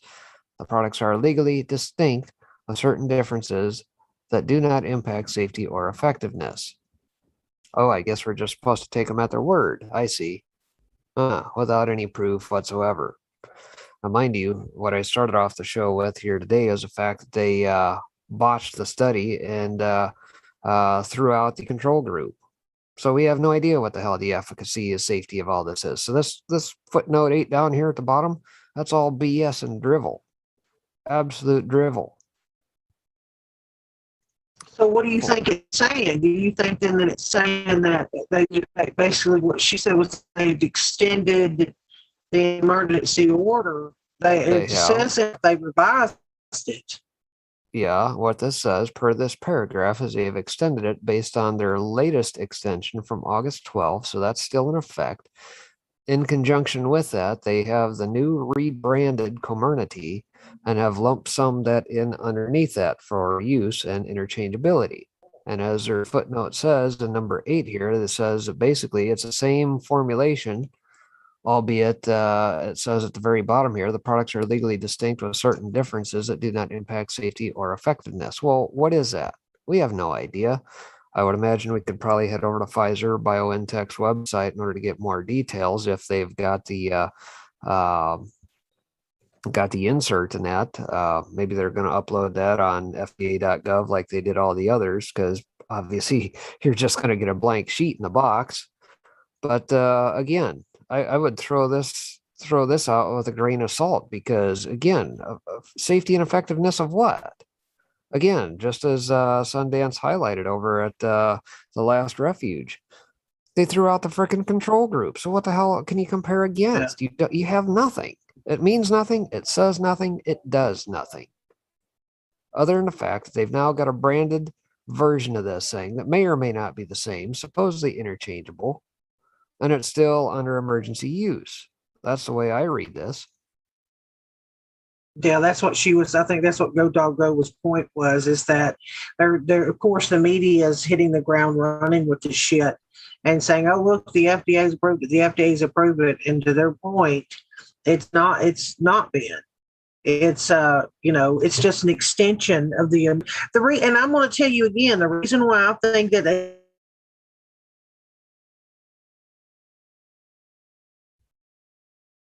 I don't think they like us on this topic.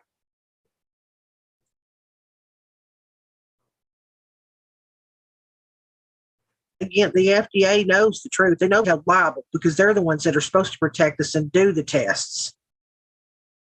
You cut out for about 20 seconds on that, so I'll just say quickly. I'm saying I don't think the FDA is fully approving it themselves, and they're extending this emergency order, because if they do approve it fully, then they're going to be the ones held accountable. They're the ones that are supposed to do the tests to protect the American people.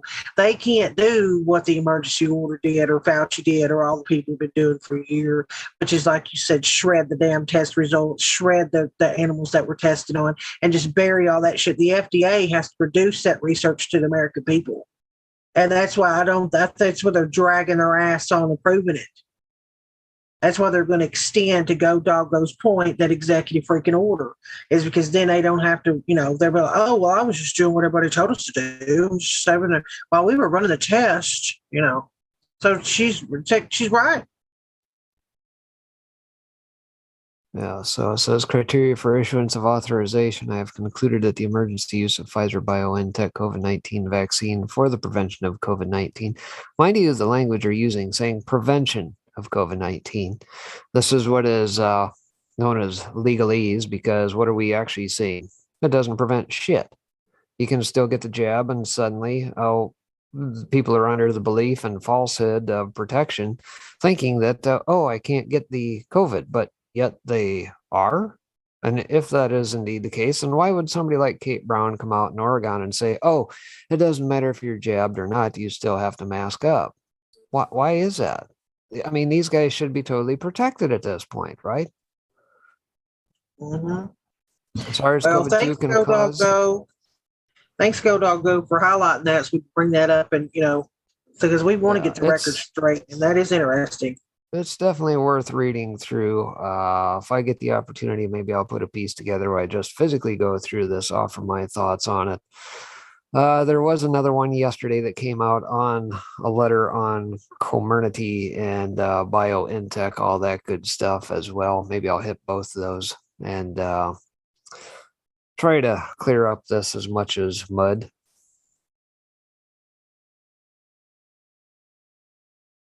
To try to pay attention to chat, watch chat, because you guys do keep people straight. You do keep the record straight. You're not just viewers. You're participants in all this. Most of you do as much research, if not more, than the people that come on here and host shows. So that's why it's important that for me, and all of us, I'm sure, that do this, to try and pay attention as much as we can. It's hard when you're by yourself to read all of the chats. We have so many going. But yeah, that's what's important, to pay attention.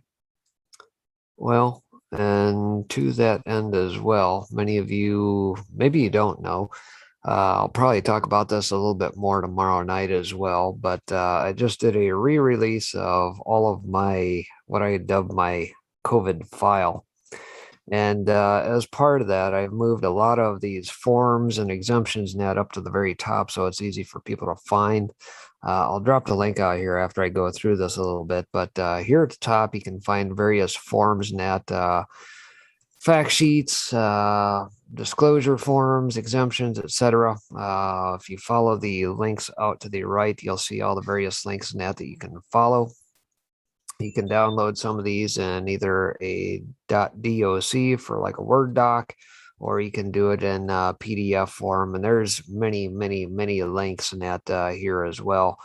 I'll get this out here. And again, this is probably a collection of over, 11,000 articles in that over the last year plus of this stuff, tracking various studies, various videos from all of the various docs and that we've seen on BitChute, on Rumble, on you name it. It's quite a consortium. So altogether, you're probably looking at well over 20,000 links in that to try and follow all this. So I'll get that out to you. Again, I'll probably cover this in a little bit more detail tomorrow night on show and get that out to you. And Go Dog Go, you make sure you're out there in chat. Keep his ass honest. Hey, Sonny. Hello. Say a little prayer for you that your stream will stay up, that your stream will stay up, or you're going to be really pissed off. Okay, sorry. No, I'll just sit there and talk and play and go, oh. Sonny will bring us in for a smooth landing, keep us on air, hopefully not get us kicked off YouTube again. Well, hang on, let me hide this screen because that's back up. Hold on. We got the old. It's kind of like a game, like a football game where, you're the last player and the YouTube goes down and you feel like, you did it, even though the whole game was played. Oh well, it is what it is. Terry Lake in Foxhole was our first gold pill at the end of the show, by the way. So I gave a can that said, I truly appreciate what you guys do. Keep up the good work. I'll give morning and all thanks, Kerry. I appreciate it. And please look out for me. I have been dying to get this less Illuminati secret society thing going. I mean, I have been working my tail off in the background to try and bring all these stories back together. Because that's just stuff you don't want to keep on your damn internet. It just is. Oh, thanks, Diamond. Blessings to you all, which is AK Charmaine and Tracy over there for the lemons. Okay. So, yeah, but it is, I showed Breaking yesterday, like one of the books that I have pulled up on here. Again, it's like shit you don't want to keep on your damn computer. But, and I think, and you'll have some people that say, oh, well, what's the point, blah, blah, blah. And I'm like, listen, if you've never been in the military, know anyone in the military, even played a damn game of football, you better know your freaking enemy. And it is a sick place to go sometimes, and it's hard on your psyche, and it'll wear you down. It's why I watch ridiculous videos after spending time doing it, because you need to give your mind a break. But if you don't know what your enemy thinks, good luck battling them. You know what I mean? You gotta know what in these people's heads. But That's why we have Sunny, because she brings in the sunshine, That's right. and I pedal the darkness. So I need Sunny to balance this shit out. You need some puppy dog videos and cat chasing lasers on the wall or something. Well, it's helpful. That's why I constantly tell Sunny that, what she does is necessary, because I'm telling you that you do get bogged down with the negativity. It starts to, I'm going to again speak for myself. It makes you less patient. It makes you ready to snap. It'll make you bite somebody's head off that you don't even know on damn Twitter, and so it's like, it's good to relax and let your mind, give your mind a damn break.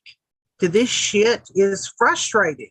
I hope sometimes too, because I know like people are like, get off Twitter, but it's like I kind of scour Twitter and grab videos, and I figure it's an hour collage of videos that you don't have to go chasing and look for. I mean, they can end up on Telegram and all over. I do see that. But I figure, like if someone can hang around for an hour and watch videos and they don't have to go chasing them, and hey, why not? Yeah, I think that's why one of the most popular shows, and it has been for a long time on PSB, is Maga Swaga and Crystal when Sleepwalker. I've always said that was PSB's like Saturday Night Live. They laugh and do show memes, and Crystal's with her bah, bah, bah, and hell to the no. As soon as she says that shit is stuck in my head for an hour. But there's a reason why people flock to that show, and it's to laugh and to relax and, to breathe a little and find laughter again. And I think, again, that's why it's important, again, what you do is because you give I think you give everybody's mind a break from all this shit. Because it is infuriating. So. I love it. And listen, I started the damn channel, so get in here. And without further ado, I'll turn it over to Sunny Days for Monkey Flinging Poo vids. All right. Hey, I love that. That's a great show title.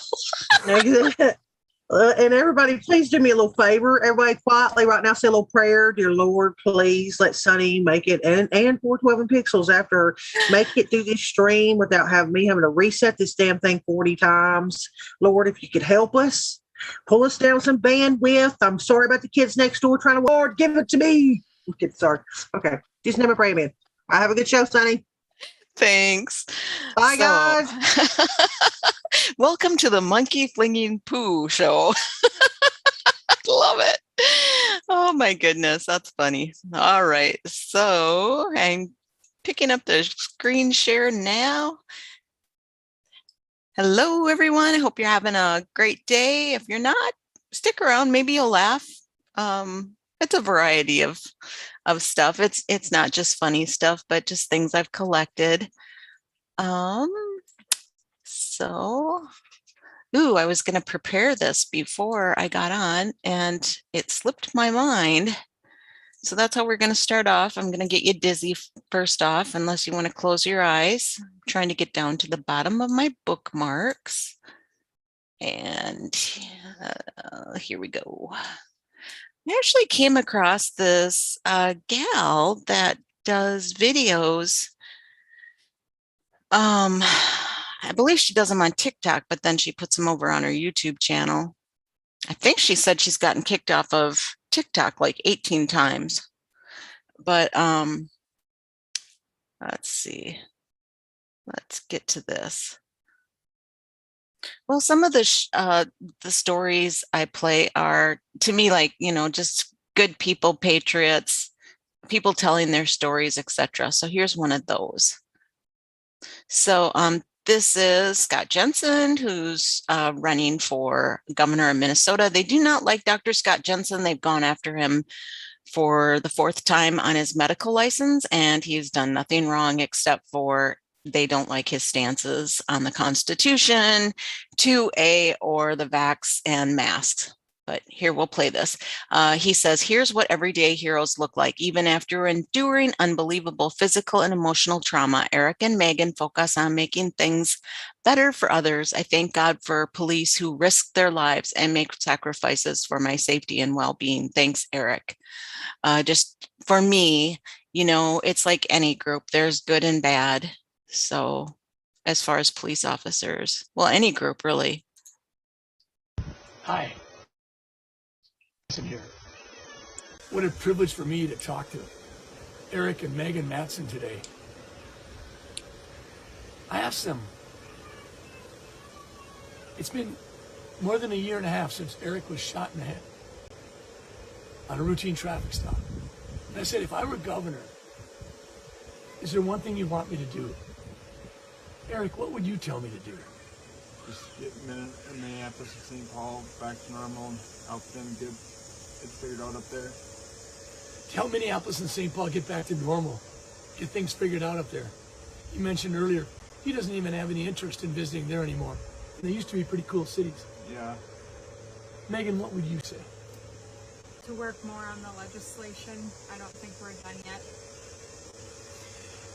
We need to make it so that if you decide to shoot a policeman or a policewoman, you're not eligible for parole. Correct. That didn't happen this year. And so you're looking at heroes. You're looking at everyday heroes. We've got to stand behind our blue. If you shoot at policemen, policewomen, don't count on any parole. You're looking at heroes. Thank you, Art. Thank you.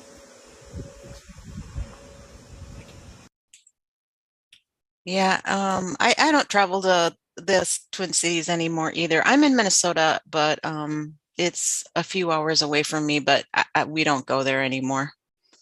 I never went there much to begin with, but now I wouldn't go unless I absolutely had to.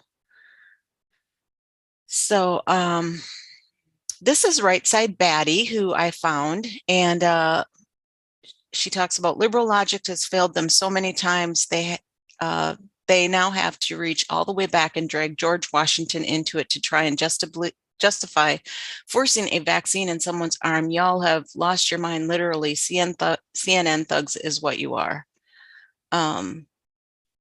So this person says Washington made smallpox vaccination mandatory for his troops. For decades, every state had made measles vaccination mandatory for schools. So yes, you have a duty to mask and vax. If you want the many benefits of our government your fellow Americans make possible, you have to give. The sane lunatic, and I believe she's talking to him. Liberals really will. This person just tweeted me and said Washington made smallpox vaccinations mandatory for his troops, blah, blah, blah, blah. No, he didn't. There's a big difference. One, it wasn't a vaccination. It was literally having them inhale the actual virus or scraping them and cutting them and putting the live virus directly into them.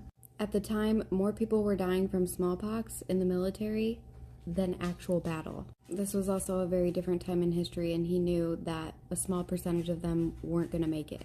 But he also kept it a secret from the British because he's pretty sure that's where it came from. There was no shot with mRNA or gene therapy, which is what the COVID vaccine is.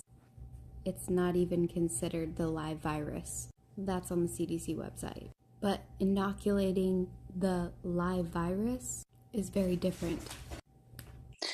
So I didn't know. I knew she had a tattoo like on her finger, but now I'm almost looking at it and it almost does look like an eye and a triangle, which is kind of sad. But I did like her videos, and I don't know if she knows what that means or if that really is what she has tattooed on her finger or not. But so I gather info and I gather videos, and I don't know if they're true or not. I don't know, like, when they released them, I just throw information out there and you decide whether they're true or not. I just liked that she seems to know a lot about history. And you know what they say about history? It repeats itself, and also that they've changed it. So I don't know. I pledge allegiance of America and to the republic for which it stands, one nation, the republic. Nowhere in our Constitution does it mention democracy. At no point in history did you ever see people walk the streets fighting for their right to democracy. The first thing Democrats rebuttal with is the Electoral College. Well, just know that America is not supposed to have an Electoral College. This was a temporary situation. The only reason we have the Electoral College is because of slavery. The southern states at the time of George Washington's election, mostly run by Democrats, did not want slaves voting. The northern states finally came up with a plan and said, fine, 3/4 the vote. Slaves were allowed 3/4 the vote, which is why they established the Electoral College, because even documented at the time this was a temporary solution. In 1800 they made one adjustment, but the original plan was always to have it only be the people's vote. I pledge allegiance to the flag. And some of the videos do cut off. I don't know if they're, again, I don't know if they're longer on, or if it's the size of them that people cut them off. This person tweeted out, kudos to Tweet and Toast for this video. I have not seen it in all the stuff I had looked at. It is the clearest video of the building exploding with no plane. The second plane would have moved from left to right. It is simply not there. The perps let this video slip through. I don't know, folks, if videos can, they can be manipulated, etc. So we'll just look at this, and this is what this person is claiming.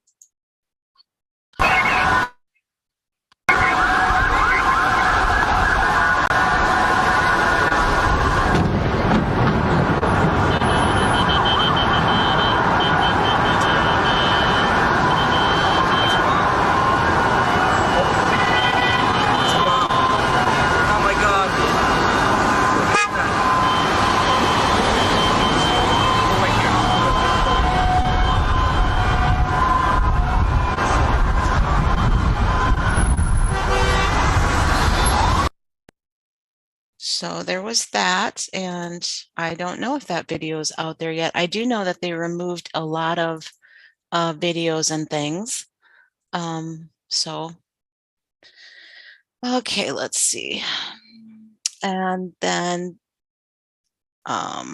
this is why, well, this is Right Side Baddie again. She's talking about homeschooling. A high school girl was contact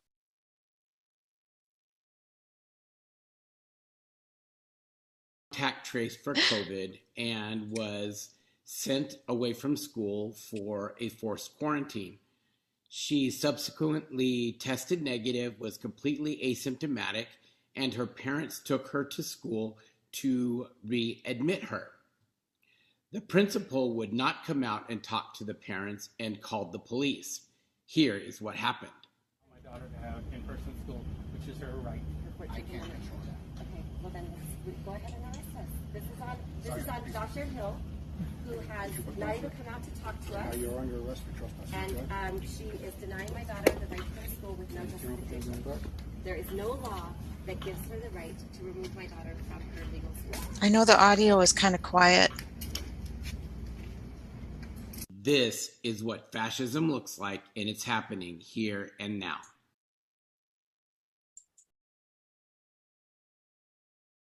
Let's see. Deal that was, you remember the Center folks, I think you know, if you were ever up there, they were quite narrow, and in between was this heavy steel. I said, how could a plane, even a 767 or 747 or whatever it might have been, how could it possibly go through this steel? I happen to think that they had not only a plane, but they had bombs that exploded almost simultaneously, because I just can't imagine anything being able to go through that. Interesting to listen to him talk about this after it happened. And then we are coming up on 20 years next month. Well, most buildings are built with the steel is on the inside around the elevator shaft. This one was built from the outside, which is the strongest structure you can have, and it was almost just like a can of soup. Steel that was Yeah, so that was President Donald Trump after it happened. Let's go on. This is interesting, and I'm not sure, what the truth is again on this. But she says history is a lie. It's hard for some to believe that if they had been programming to only study school government history, historians follow facts and they don't line up, which is why true historians have been requesting to test DNA from Columbus. So this is Christopher Columbus was a famous explorer. I think you guys are associating Spain with like the ship names and where like his expeditions were funded by Spain, which is why it would be so sketchy if he was actually born in Spain and they lied to us. But this is actually something I got in trouble for when I was in school. School history books would say that he was born in Italy in 1451. It never made any sense, ever, because all of his journals, but they were all originally written in Hebrew. Crazy shit, right? How they just try to like pull the wool over your eyes. Like if the DNA comes back that he's from Spain, then King Ferdinand would have been his father and he would have been like the bastard son. And they don't know if Queen Isabel, Ferdinand's wife, knew that he even had a bastard son. What I learned from this was that they were looking into his DNA. It sounds like they're looking into his DNA. And I thought that was interesting. I don't know how they would do that if he's still able to be maybe relatives or brought up out of the ground. I don't know. Anyway, let's see. A reminder to the enemies of freedom, foreign or domestic. Peace is the highest aspiration of the American people. We will negotiate for it, sacrifice for it. We will not surrender for it, now or ever. 1940, and the fate of the free world was hanging in the balance. Americans were afraid, so afraid that they forgot what it meant to be American. After the attack, Franklin Roosevelt signed an executive order allowing the military to reallocate or imprison anyone they deemed a threat. Immigrants from Japan were rounded up and put into camps for the duration of World War II, but it didn't matter whether they were American or not. If they looked Japanese, we allowed our friends and neighbors to be treated as prisoners. September 11th, the first attack on America since Pearl Harbor. Again, America reacted out of fear. We just wanted our government to do something, to keep us safe, and punish those who wronged us. The result was 19 years of a war and the Patriot Act. Little did we know, it allowed the government to spy on us, watch our every move, disregard the Fourth Amendment, choose freedom over fear. Choose freedom over fear. All right, so this is the woman who's going to replace Cuomo. Apparently, Nancy Pelosi's sister, Kathy Hochul, will take over for Cuomo when he leaves office. How the world turns. Yeah, seems convenient how quick Pelosi called on Cuomo to resign, right? Like how quick she was just out there like, he should resign. Yeah, look who gets to step in and take over in the meantime. You see, it's a game, folks. Apparently. And again, it kind of cut off or somebody just clipped it.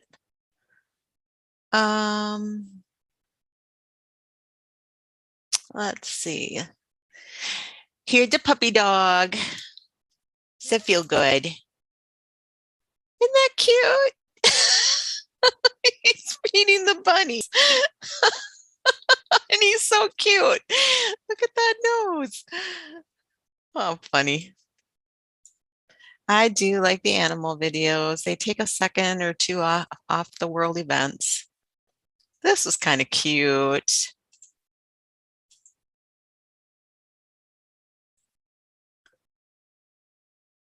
She's hitting a piñata, but he goes to hug it. Oh, he must have thought he hurt the piñata. This is cute. What this person tweeted was, when you walk into a room of strangers with, or not strangers, I'm sorry. When you walk into a room of teenagers without knocking, wait for it.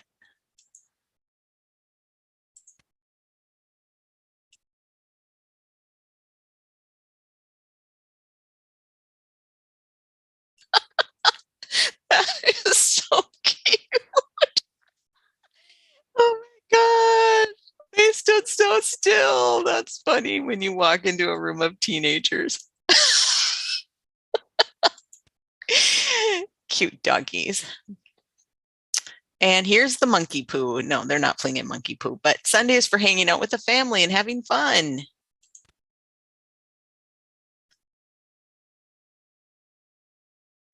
There's no sound to these.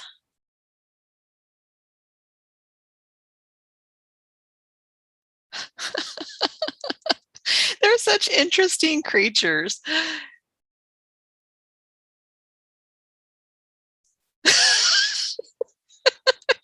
doing what he's doing.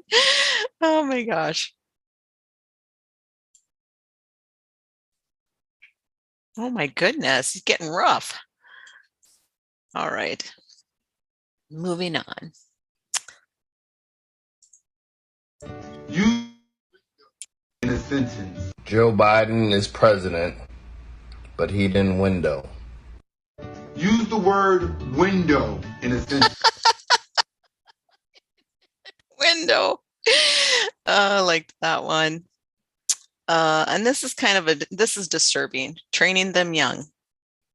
Mr. Hartman are on our walk. Had our first taste of modern day segregation. These two little girls were riding their bike. Mom's got her stroller. The girl says, "What type of dog is that?" So we told him he's a lab mix. We said he's friendly if you want to come pet him. And I said, as long as it's okay with your mom.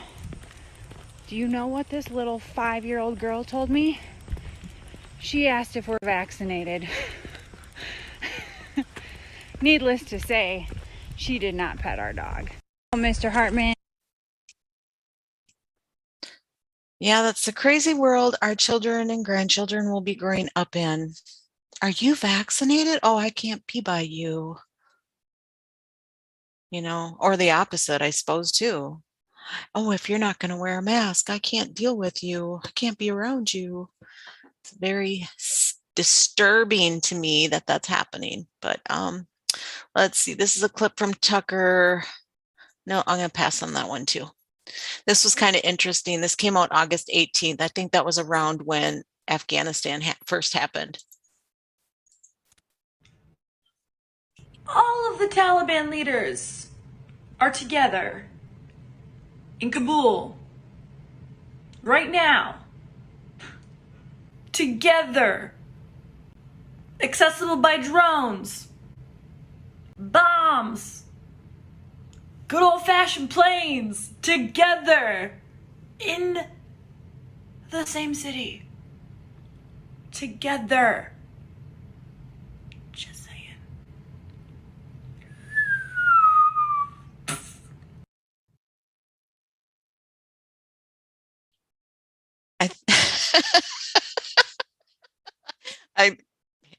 I don't even know what to say about that. But let's see. This was a Chinese Communist Party is now producing English language videos promoting critical race theory to American kids. Chinese state propaganda is virtually indistinguishable from the curriculum in many American public schools. And then this person says, Allie Beth Stuckey, if you know who that is, don't take the bait, people. It shouldn't come as a shock that the same China that's exploiting Africans and their resources and attempting to blame COVID on their African immigrants last spring doesn't actually care about US racism. As kids get older.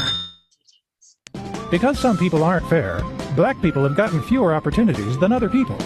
So they have less money to buy food and take care of their needs.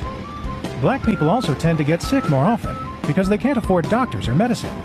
And black people are hurt by police officers at a higher rate than other people. When kids link race with value judgments, don't get angry and shut them down. I'm not going to play the whole thing, but you get the picture. It's obviously, you know, animated, aimed at children, probably. Yeah. This Allie Beth Stuckey also put this out. Hospitals are strained primarily because they are short-staffed all over the country. Nurses were furloughed last year because hospitals weren't busy. Remember that when they were furloughed? I do. Now the mandates are pushing some people out. It's sadly convenient fodder for the hysteria mongers. Thought that was interesting. And I thought this was interesting too. This woman put out, she's MD behind her name. Don't know if she's a doctor or not, but that's how she's listed. Children learn absolutely nothing different from the right side versus the left side. Or the left versus the left, right. Okay, children learn absolutely nothing different from the right side versus the left, right. So if, you know, like expressions on the face, and then with all the masks, all you're seeing is eyes. And it sucks to be a parent of a preschooler right now. I'm usually a go along to get along kind of person, but going on 2 years of this, I'm worried for our kids' future. Society seems to have slipped into a place of no return, or society is trying to stop the spread by as much as they can. Well, it must be kind of a liberal type thinking person. I thought the reason why I was going down this a little bit is I thought there was actually something that described that more, but I'll go on. Maybe I have it saved. So this gummy bear tweeted this out, and sometimes I just like to read other people's perspectives, and it kind of puts together some thoughts.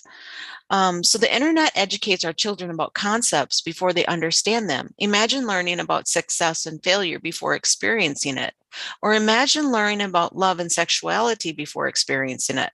I think it warps their understanding. Not an expert, but the net alters kids.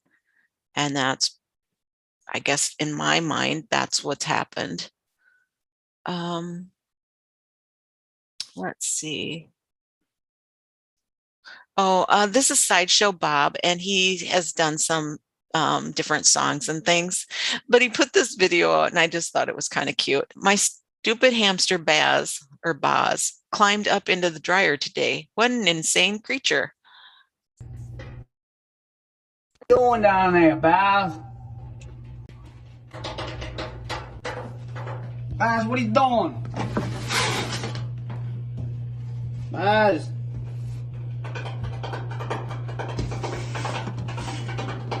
Baz, what are you doing down there? Poor little guy. God. I love the accent. Hey, Baz. He's so cute. Fun in the dryer today. You hungry? There you have it, Eating your folks. food? Baz is okay and safe.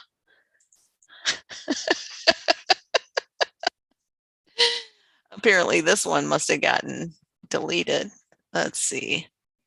So this was Disclosed TV put out. Zuckerberg unveils Facebook's revolutionary virtual metaverse where humans turn into comic characters and interact with each other. What could go wrong? There's our office. Picture of our office meetings. From exactly the same place. Así nos vamos a reunir en el futuro.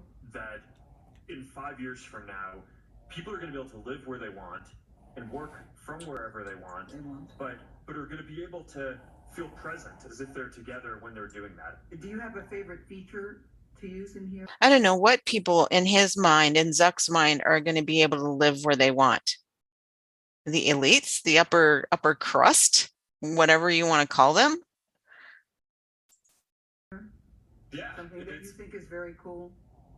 Yeah, I mean, there are a couple of things that I really like. I mean, one is that you can just dynamically change the layout of the room. So, I mean, here, we're in a room layout. You can change the layout of the room. Can you?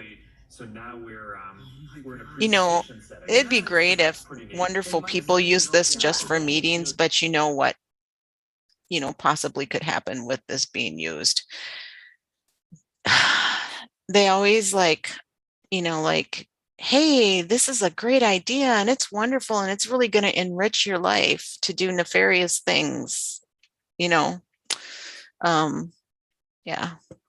Well, enrich your life, but then it's also this whole caveat of this nefarious things that can happen. Let's see. This was tweeted out. Ohio Senate candidate Josh Mandel calls a fake news journalist out straight to his face. Kids aren't vaccinated if you're below 12. If for some reason, though, they were a carrier, even if they're not succumbing to COVID, if they were a carrier for the disease, go to school and come home, for the virus, I should say, how do you protect those that they're going home to if they are the carrier for this? Well, the premise of your question is completely immoral and unethical. You are asking the question of putting kids as human shields to protect adults. That's completely immoral. It's completely unethical. Our kids only get one childhood.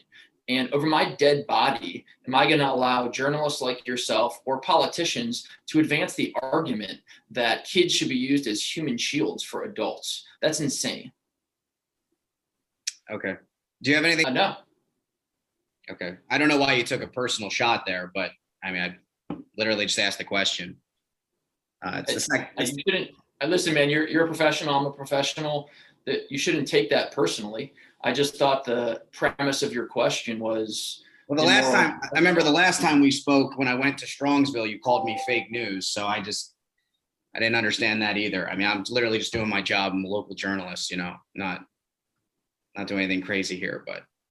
Listen, man, the premise, the way you ask questions and frame questions is completely biased. It's totally in line with fake news. But listen, I'm glad to continue doing interviews with you anytime. But if you want me to just be nice to you and kiss your butt like somebody needs to, I'm not going to do it, because I think the mainstream media like yourself, you guys are the enemy.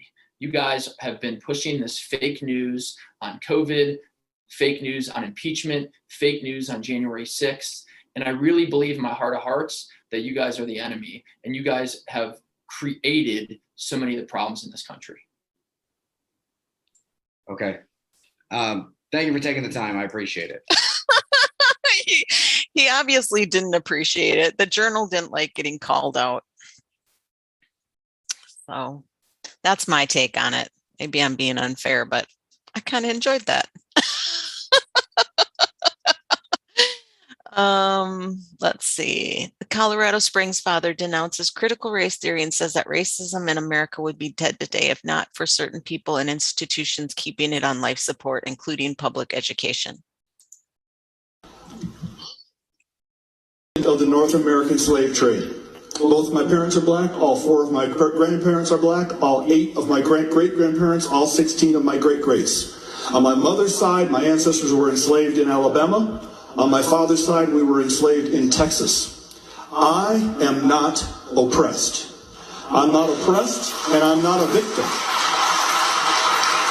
I'm neither oppressed nor a victim. I travel all across this country of ours.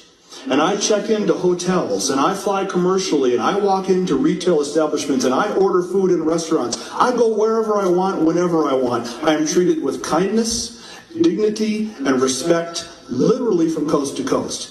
I have 3 children.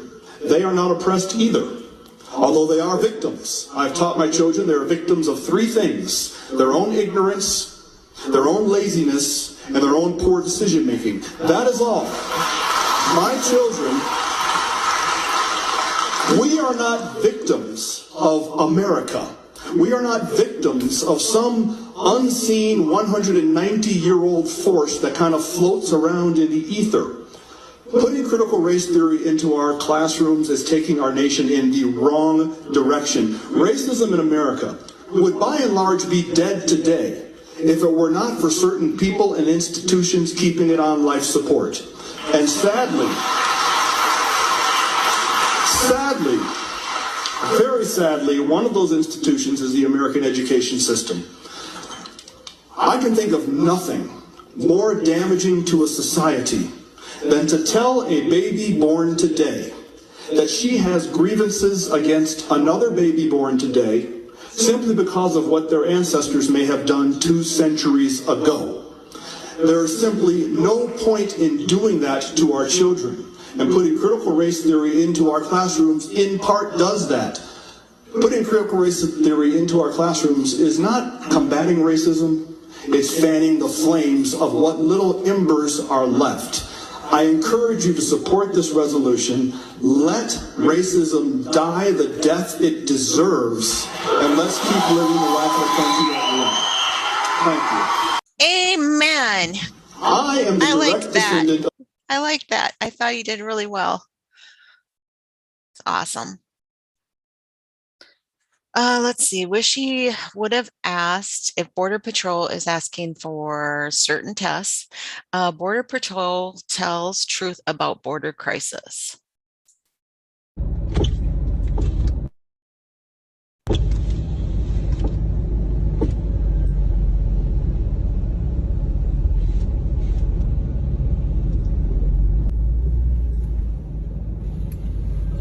Good. How you doing? Just lower your back window for me real quick. Sophia. Kid's sleeping. All right, where y'all headed? Back to New York. New York? Yeah. What part? Rochester. No shit, I'm from Buffalo. Another one from another Buffalo. We met a border patrol agent down in McAllen downtown. Okay. Doing the helping the buses get through. Yeah, he was from Buffalo, too. Yeah. I forgot his name though. Yeah, somehow we always end up down here. Yeah, that's not, weird. Not by choice, but. But the weather is good. Where they put us. Is it too hot for you? Yeah, I'm actually moving to Montana next month. I'm transferring out. Yeah, I've been here for like 4 years. I've had enough. Oh, he was just down here for what? He was just down here for assignment, the other guy. Oh, okay, so he probably is at Northern Border Station? Yeah. Was he a taller guy with blue eyes? Probably. I think so, yeah. Okay, yeah, I probably know who it was. He used to be here. And he did say he was here. Yeah, his name's Ryan Shank. I know exactly where Oh, yeah, that's right. Yeah, he's one of my good buddies, actually. Yeah. So he went up to Montana. That's where I'm going. Oh, he already left? Back down here for 30 days. Oh, yeah, that's right. So does those white buses come through here a lot then? Huh? Yeah, we're really busy. That's one of the busiest checkpoints. I don't understand it. I don't know. Everybody wants to come through, and there's only a couple roads to get you through, though. You know, so from Mexico up here. You're backing up. A quick question. What's up, bro? So you guys like ask for U.S. citizens. What's up with the buses? They're not U.S. citizens. Yeah. So what they're doing is their family units. They're giving basically status to go to court. So they're letting them go to Houston. Say you guys are illegal, but your family, and you have little kids. They're going to let you go to Houston until 2 months from now. Then you have a court date. You need to go to that court date. If you don't show up to court date, ICE comes up and will deport your family with you, basically. So they give them that leeway to get legal. Exactly. And then if not, ICE comes and deports people. So. Wow. It's a vicious cycle. ICE will never catch up, though. There's so many people coming. There's so many. Hundreds of thousands. Yeah. So, all right. Let me let you guys go. Take care, guys. Wow. So if it's a family unit, then they let them go if they're illegal, and then they tell them to follow up in court. But, and ICE can come in, arrest them. But he says that it's so overwhelmed that ICE will never catch everybody. All right. Let's see. Ginkgo Bioworks has launched its classroom pooling service to provide COVID-19 testing for every K-12 school in America. I just thought I should have looked into what Ginkgo Bioworks is. I don't think I'm going to play all of this, but just to get an idea. As a superintendent of schools, this has been an unusual time. This has tested all of us in our work, and the way we do work, the way we do school is fundamentally different than we've ever had to do it before. I think that this year has been one of the hardest years for a lot of teachers in teaching. What we are doing is being very careful and making sure that we are doing everything we can to keep our students. I'm going to advance it a little bit. Students might show up or staff might show up, and adding a layer of protection against this. So certainly. Oh, they're testing all the time. Eliminate, opportunities. There was a swab. By testing whole groups of people, I think that's something that's a benefit for us. So in homeroom, our students. So it'd be interesting to what see where this and what we can control company to make sure that is everyone's as safe as possible. For right now, attached to. And we've had parents actually involved in this as citizen scientists and helping to figure this out. I'm hearing from the staff who. Yeah, isn't that interesting, folks? How like this is there's the little hazard bag because they must have swabbed, but the masks aren't. The masks don't go into biohazards or anything like that. We don't know when the vaccine is going to be available to us. So, anyways, it was this Ginkgo Bioworks. Biden, Orange Man bad. It's kind of interesting. January, liberals around the world celebrated that the White House was no longer occupied by an orange president. Now, a lot of viewers of this show have noticed something. Joe Biden is turning orange. Oh, shit! It's not an exaggeration. Look at the pictures. In other words, the orange man is back. What's happening here? Is there something about the White House that turns people orange? Is it the water? Is it something else? We don't know, but we're going to stay on that story. So if any of you know, that's Carly. Carly, Midnight Rider. I think her last name's Bonet or Bon or something. Carly. She's got that laugh. She does those videos like that. But isn't that funny that they're so a lot of people thought, or at least there was one theory that they were making President Trump orange, like with the lighting or with the videos. And I wonder it almost, okay, so this is what I thought right away when I saw this, is that were they making Biden orange because he's on his way out and it's kind of a mind thing? I don't know. Orange man bad? I don't know. But I just thought that was kind of funny that I came across that. Let's see. This tweet, it says, enough is enough, stand your ground. It's an eagle. And then there is a little bit of background music, but it's only 20 seconds. So I think it'll be okay. And then I believe it's Scottish, maybe? When I will stand my ground. When they come, I'll stand my ground. Maybe I'm wrong about the accent. Stand my ground. I'll never be afraid. I thought that was pretty. I love the eagle flying and the music, but it was cut off at 20 seconds. It wasn't longer than that. Now, granted, this is a little, one of these where someone's making fun of somebody else. But I thought it was it made me smile and smirk a little bit. Hello? So this guy, apparently, he called 2 Chinese restaurants. I don't even know how you would do this, but supposedly I called 2 Chinese restaurants on a 2-way. I don't know what that means, but. Yeah, how can I help you? Hello? Is it Chinese restaurant? Yeah, how can I help you? Yeah. What? Yeah. What can I order? How can I help you? What the mean? This Chinese restaurant, how can I help you, baby? You want to order or no? What do you mean? What's up? This Chinese restaurant, I don't call you, you call me. No, I don't call you. No, I don't call you. Okay, Tracy says like a group call. I suppose so. This guy's being quiet, and those 2 are like arguing it out on who called who. Okay, I thought that was kind of funny. All right, this Carolyn Levitt. Whoops. I was proud to support my parents and my community at tonight's. I was proud to support parents, not her parents. Parents in my community at tonight's school board meeting as they demanded no mask mandates this fall. I will always advocate for academic excellence and proud to be the first federal candidate in New Hampshire to sign the 1776 Action Org pledge.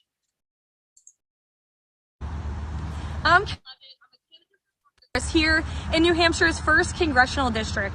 And tonight, I'm at my alma mater to stand with parents to ensure that our kids are not forced to wear masks in schools this fall, to stand for individual liberty, and to ensure that they remain in-person learning this school year. I'm also here to demand academic excellence in our public school system. It's why today I signed the 1776 Action Pledge. This is an organization that is seeking to ensure our kids are being taught a patriotic education and that they are not being taught to hate each other based on the color of their skin like critical race theory seeks to do. I will always proudly stand with students, with parents, and inspire the next generation of youth to love our country, love our flag, and stand for our anthem. Thank you very much. I'm Caroline Levitt. Oh, I do like playing these videos because often I don't even hear these names from other states. And just from what I think this is a person who got fed up and she's running.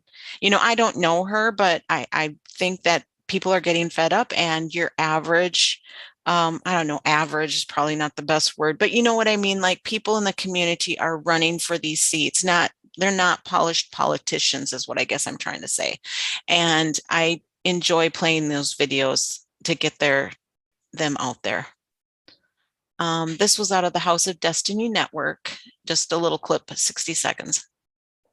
But having said, looking at everything going on know the world's gone crazy. We don't doubt that. You don't have to look very far to the left, the right, front or back to say, okay, things are going a little bit crazy. But at the end of the day, I know I say it all the time, but our hope has to be in Jesus. It's on Christ, the solid rock that we stand. He is our foundation. All other ground is sinking sand, like the old song says. The book of Zechariah chapter 9 tells us, return to your fortress, you prisoners of hope. Now, I do believe she is from South Africa, I believe. I think Kim Clement was from South Africa. Speak about it all the time, but we are indeed prisoners of hope because of who Jesus is, because of what he's done, because he knows the end from the beginning. He is all of these things, the Alpha, the Omega, the beginning and the end, the first and the last, the Lamb slain before the foundation of the earth. God's rescue plan was in absolute operation before creation even started. And so we don't have to allow ourselves to live in fear. If you feel anxiety, there's an antidote to it. It's the word of God. You don't have to feel bad about yourself if you struggle with those things, but we combat that in praise and prayer and in the word. But Thought that was encouraging and looking for bits of encouragement all the time. So this is a father and child. Go.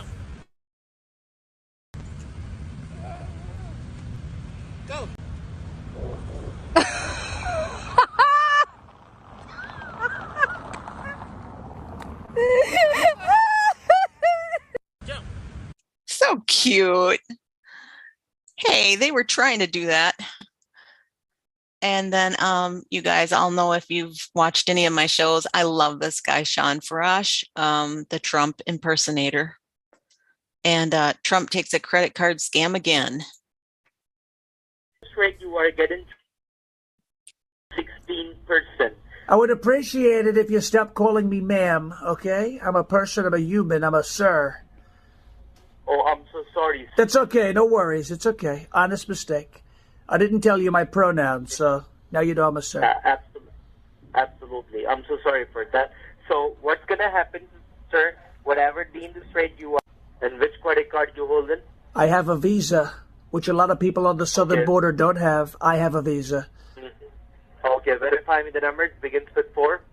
It begins with 4. It's 4545. 45 is the actual full number. Oh, I got it. Yes, now you understand. As soon as he got it, he hung up. Oh, I got it. Yeah. He was scamming the scammer. So this was apparently Elon Musk. I'm driving across the U.S. multiple times. I see miles of open land that hasn't been used. We don't have a population problem at all. Anyone claiming this has ominous intentions and interests.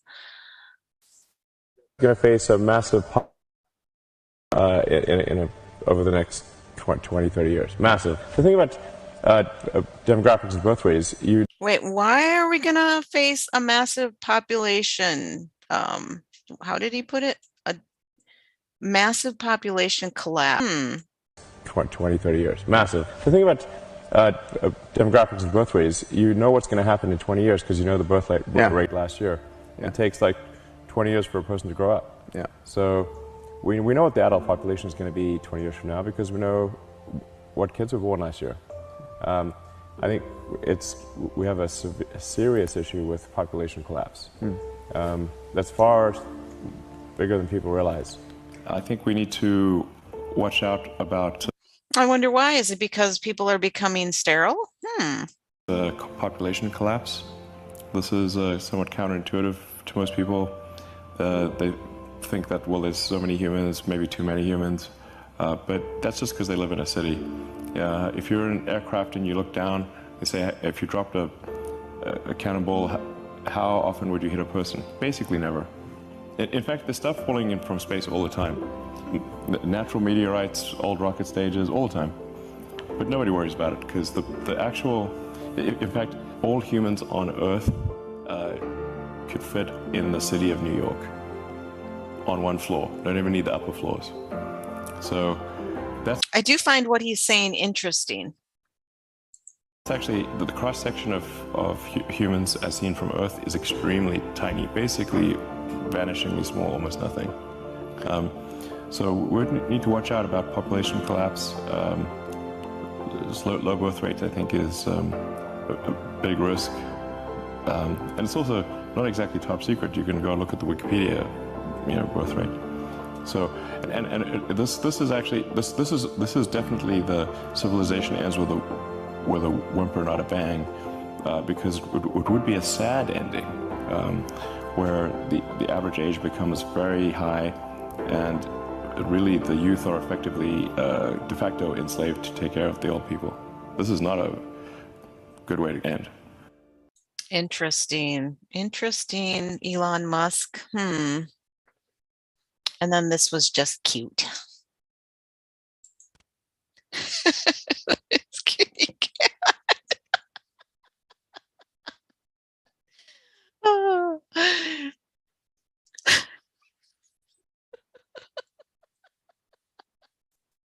That's just so cute.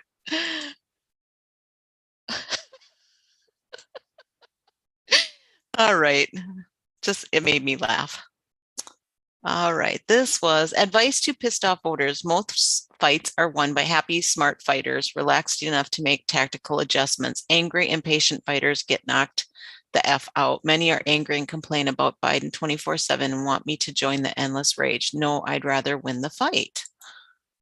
Smartest win. The smartest. Yeah. A tough guy is not going to do good. He's going to talk funny at the end of the day. Tough guys. Yeah, I mean, yeah, it is. I mean, they call it the sweet science. It is indeed the sweet science. I don't care. Is that Sugar Ray Leonard? I kind of think it is. The other is Mike Tyson. Who you are. Ooh. As you knocked out before you know it. Exactly, Mike. Exactly. Nigga, you're knocked out before you know it. Before you know it. Interesting. It humbles us all. It humbles you. Interesting. Let's try this. I always wonder about these. My neighbor has an Alexa, and I've tried a few things, and she doesn't answer like some of these people say. But Alexa, the UK. In 2020, the population of United Kingdom was 67.9 million people.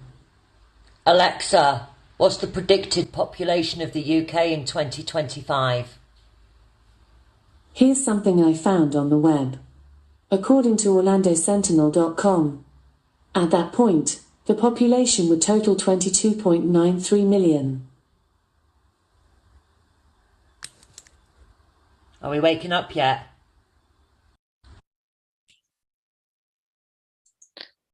Find those interesting. Let's see. Trump, the weatherman, is back. More Sean. Tropical up. The greatest tropical update, quite frankly, in the history of meteorology when you think about it. And when you talk about tropical storm, they call it Henri. I call it Tropical Storm Henry. I call him Hank when you think about it. I call him Hank. When you look at the storm, you see the shear along the outside. The core is intensifying, but overall, the storm is a disorganized mess. Very similar to the Biden administration, the people running our country, the Afghanistan withdrawal, the southern border. It's one big disorganized mess. And when you look at the cone, you see the cone, and it goes all the way up into big, beautiful Long Island, New York, the greatest people the world has ever seen, Long Island.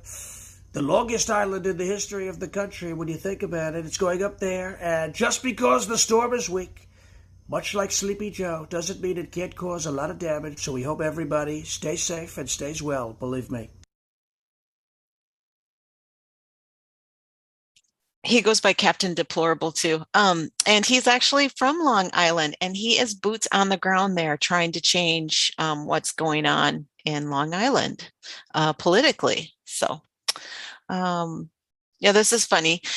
You can't get a cell phone signal here, but NASA can control robots on Mars. See the problem? How come I can't get cell phone service here? I'm going to skip that. It's kind of depressing. One thing we've learned since January 20th, a dumbass with a pen is much more dangerous than a smartass with a tweet. Yes. And this was August 21st, so this is a little few days ago, but if you didn't catch any of these videos, they were pretty interesting about to see like New York getting flooded.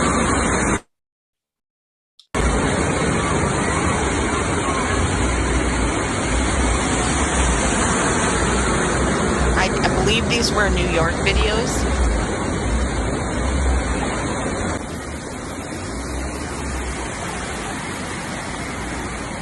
Pretty wild how deep the water was in the streets. So there was that. And then, oh, that was another one. I'm gonna skip this one. I think this is my last Trump type video. Okay, I'm here. Or as I call her, a cow. You take a look at it. You see Joy Behar behind me, the cow? Here's Rosie O'Donnell, another cow. Okay, you look at it. And this one's AOC, cow number 3. Okay, we're looking at cow number 3. This one's got the horns, and it's sniffing the hind haunches of Rosie. I'm not sure what's going on. Very interesting development. This one is actually taking a leak, if you look at it. This one's urinating, taking a leak. Yeah, he started laughing. That's where he ended it. So Tom McDonald, again, he's a rapper, and he does some great music. Well, if you like that kind of music, but he does have some really great lyrics, is how I look at it. How do I tell the internet my new video on Friday is going to be crazy without telling the internet that my new video on Friday is going to be crazy?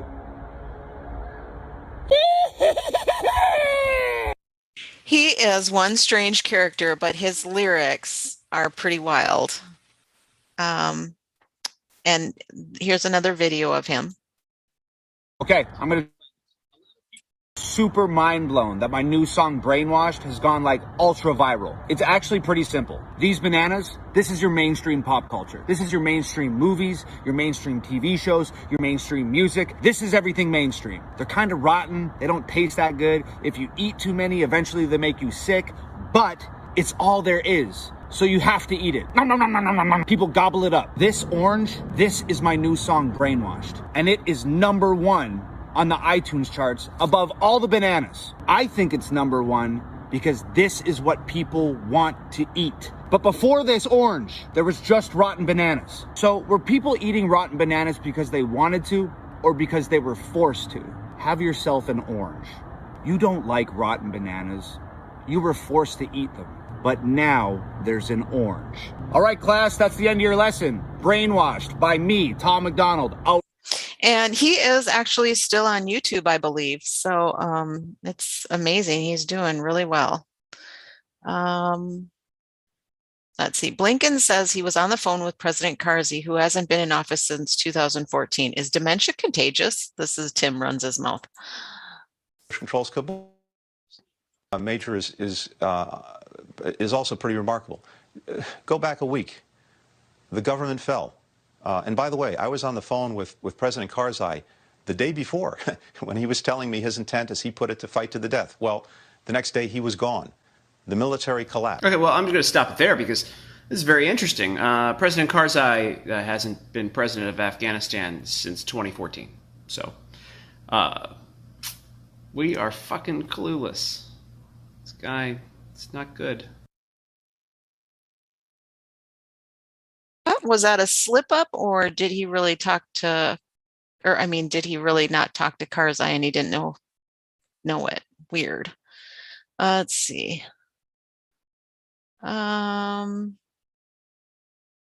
Let's move on. Let's do this. This is what dealing with my time's almost up. I just have a couple more minutes. White liberals understand this. I'm not trying to come against you. What you're doing is called the racism of low expectations. What you are doing, you can't speak on it, is you're trying to tell me about myself, what I need. No, here's the thing. Harriet Tubman said it best. Harriet Tubman, she said, I would have freed a lot more slaves, but they didn't know they were slaves. Oh my! Can you even imagine being this guy talking to this gal and telling her people have gone off the deep end? Let's see. FDA doctor admits vaccines may be, I think this one's going to take too long, and maybe it could end on a better note. Let's see. Oh, this was kind of funny. This is Brick Suit. Sound on, recall Newsom gets paged at the airport.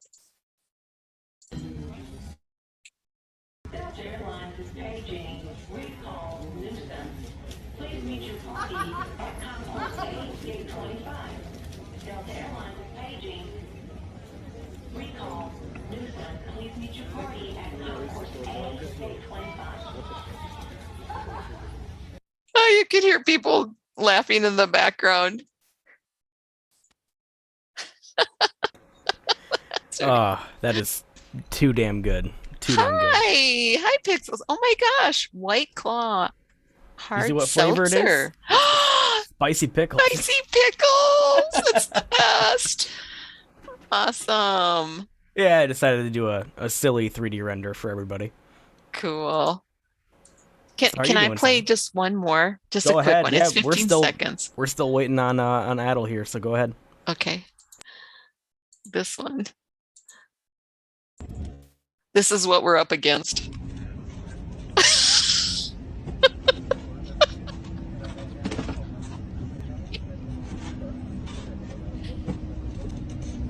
The guy looks at him like, why are you filming me? Well, maybe because you look like a total idiot. That might be the reason people are filming you. Oh my gosh, Pixels! I can't even. I can't. I just can't do it today, these people. Oh my god. I know. So how are you doing? Have you been doing your show? Yeah. I've been Awesome. I've been doing the breakdown. Mondays, Tuesdays, Thursdays, and Fridays. I am gonna have to take off tomorrow, Friday, and Saturday, unfortunately. I'm going on a unplanned trip to go see my uncle in the hospital, so I'll be out of town until next week. Oh, well, I hope your uncle gets better and everything's okay. He is recovering. They took him off the ventilator, and I believe he just has an oxygen mask on now, and they moved him off of the COVID floor, so that's a good sign. Okay, so he did, they said he had COVID. That's what they're saying. He had COVID and pneumonia. So do you know, did they treat him like with remdesivir? No, they put him on a ventilator, and I don't know what medications they gave to him, but okay, they had him on a ventilator and IV fluids, basically. That's what I know. Okay. Interesting. I've seen about 3 of those videos now warning people to really advocate, if your relative ends up in the hospital, because it's like they're trying to overtreat them and like put them on vents. Yeah, I wasn't very happy with the fact that they put him on a ventilator, but I don't know. I'm not a doctor, so I can't really speak on it. I know it's so hard, but yeah, it is an interesting phenomena going on. I guess that's one word you could use to explain it. Sorry. Oh, I'm looking for a video. Tracy asked me for the one I played. The Alexa gal was asking Alexa. There it is, Tracy. I dropped it into chat. Well, I hope he gets better, anyway, whatever. Well, thank you. Yeah, I'm sure he'll pull out of it. I guess after they took the ventilator out or off of him or whatever, I don't know how it works, but I guess when they took it away and they had him off the ventilator, the first thing he did was stick his tongue out at the nurse. So it's totally him. It's a good sign that he's still got his silly wit about him. Well, you know what I saw yesterday on Telegram, and it might not have anything to do with COVID, but I believe it was like We the Media or Midnight Rider, Carly Bond, they had tweeted out about Wales Warrior. I can't think of her name. I want to say it's like Victoria or something like that. But Wales Warrior, do you know who I'm talking about? The one with the Q signs on the bridge? The bridge lady? Oh, okay. Yeah. Yep. She went by Wales Warrior on Twitter. I don't know what that was about. Veronica, maybe her name is. Anyway, she's in the hospital and she just was coughing and could barely talk. And she said, I need you to get oxygen for me and get me out of here. But they did say that people were advocating for her, and her husband was at home and he was trying to get her home or something. So hopefully she's okay too. Everyone will have to keep her in our prayers. Yeah, because I think she got kicked off Twitter, tried to come back, and then I think she got kicked off again. Rotten Nazi Twitter. Yeah. But it'd be kind of interesting to see what happens with this platform lawsuit that President Trump's got going. Yeah, it seems like it's going full steam ahead. There's a lot of people that are joined on it. Did you see like 85,000? Is that what the number is? 85,000 people? I think I remember reading that, yeah. I'm terrible at numbers, but I think that's what the number was. That's crazy. So maybe they'll reinstate everyone who got kicked off. Don't know, but yeah. I'm not sure what the results of that thing is going to be. I mean, I have high hopes for it, but yeah. Is it going to be a thing where they just take a couple $1 billion from Twitter and then Twitter keeps doing the same shit? Right. That could be too. And I think it was at Facebook, Google, and Twitter. I believe so. Yeah, I believe so. Yeah. Adel's here. Yeah, he's not at his unless he's wearing an invisibility cloak. I don't think he's actually fully here yet. You know, I think they make those now. Oh my gosh. I know. So crazy. I read something the other day that they have technology to cloak a plane, but I don't know if it's true, because who knows what's true. I do remember seeing a video about they actually can make. It's not essentially what it does. It's like a pane of something that you can stand behind, and you won't show up in it. Instead, the image of whatever was behind it before you stepped in front of it will show. Oh, interesting. So it's sort of like an invisibility cloak, and I don't remember exactly how they did it, but it was kind of mind blowing, and I saw it like years ago. Oh my gosh. It reminds me of Lord of the Rings. Did you watch those movies, like the Hobbits, when they were hiding under the cloak? I watched the first one. Okay. There's too much walking in it for me. Oh, okay. Couldn't keep my attention. And they were long. They were long long movies. Yeah. Very, very long. So, all right, there he is. There he is. Hey, Adel, you guys have a great show, okay? Absolutely. Thank you very much, Sonny. All right. See you later. What's going on, Adel? Not too much, man. That's am I gonna be talking to a can of spicy pickle White Claw all day, or are we gonna get to see your face? I'll go ahead and turn the camera on now. What's up, everybody? How's it going, man? Not bad. The spicy pickle has arrived. Yes, he has. How's it going, buddy? How's your week going so far? It's going okay. There's a lot of confusion out there with the vaccine approval or whatever of Pfizer. Mm-hmm. And the Gateway Pundit just came out with something that sort of explains it, but I don't know. It's something that's really frustrating because I was reporting on my show that, like, yeah, they approved the vaccine, and of course I disagree with the approval, either way. I don't care, which way it turns. But then I had a lot of people, like, sending me stuff in my live chat, like, saying, no, it's not been fully approved, like, it's just a bunch of crap or whatever, and, like, I'm not one to just grab a document live on air and start, like, painstakingly combing through it to figure out what the hell is even going on. Right. It's just not something that I do on my show. So I don't know. That's been a confusing topic lately.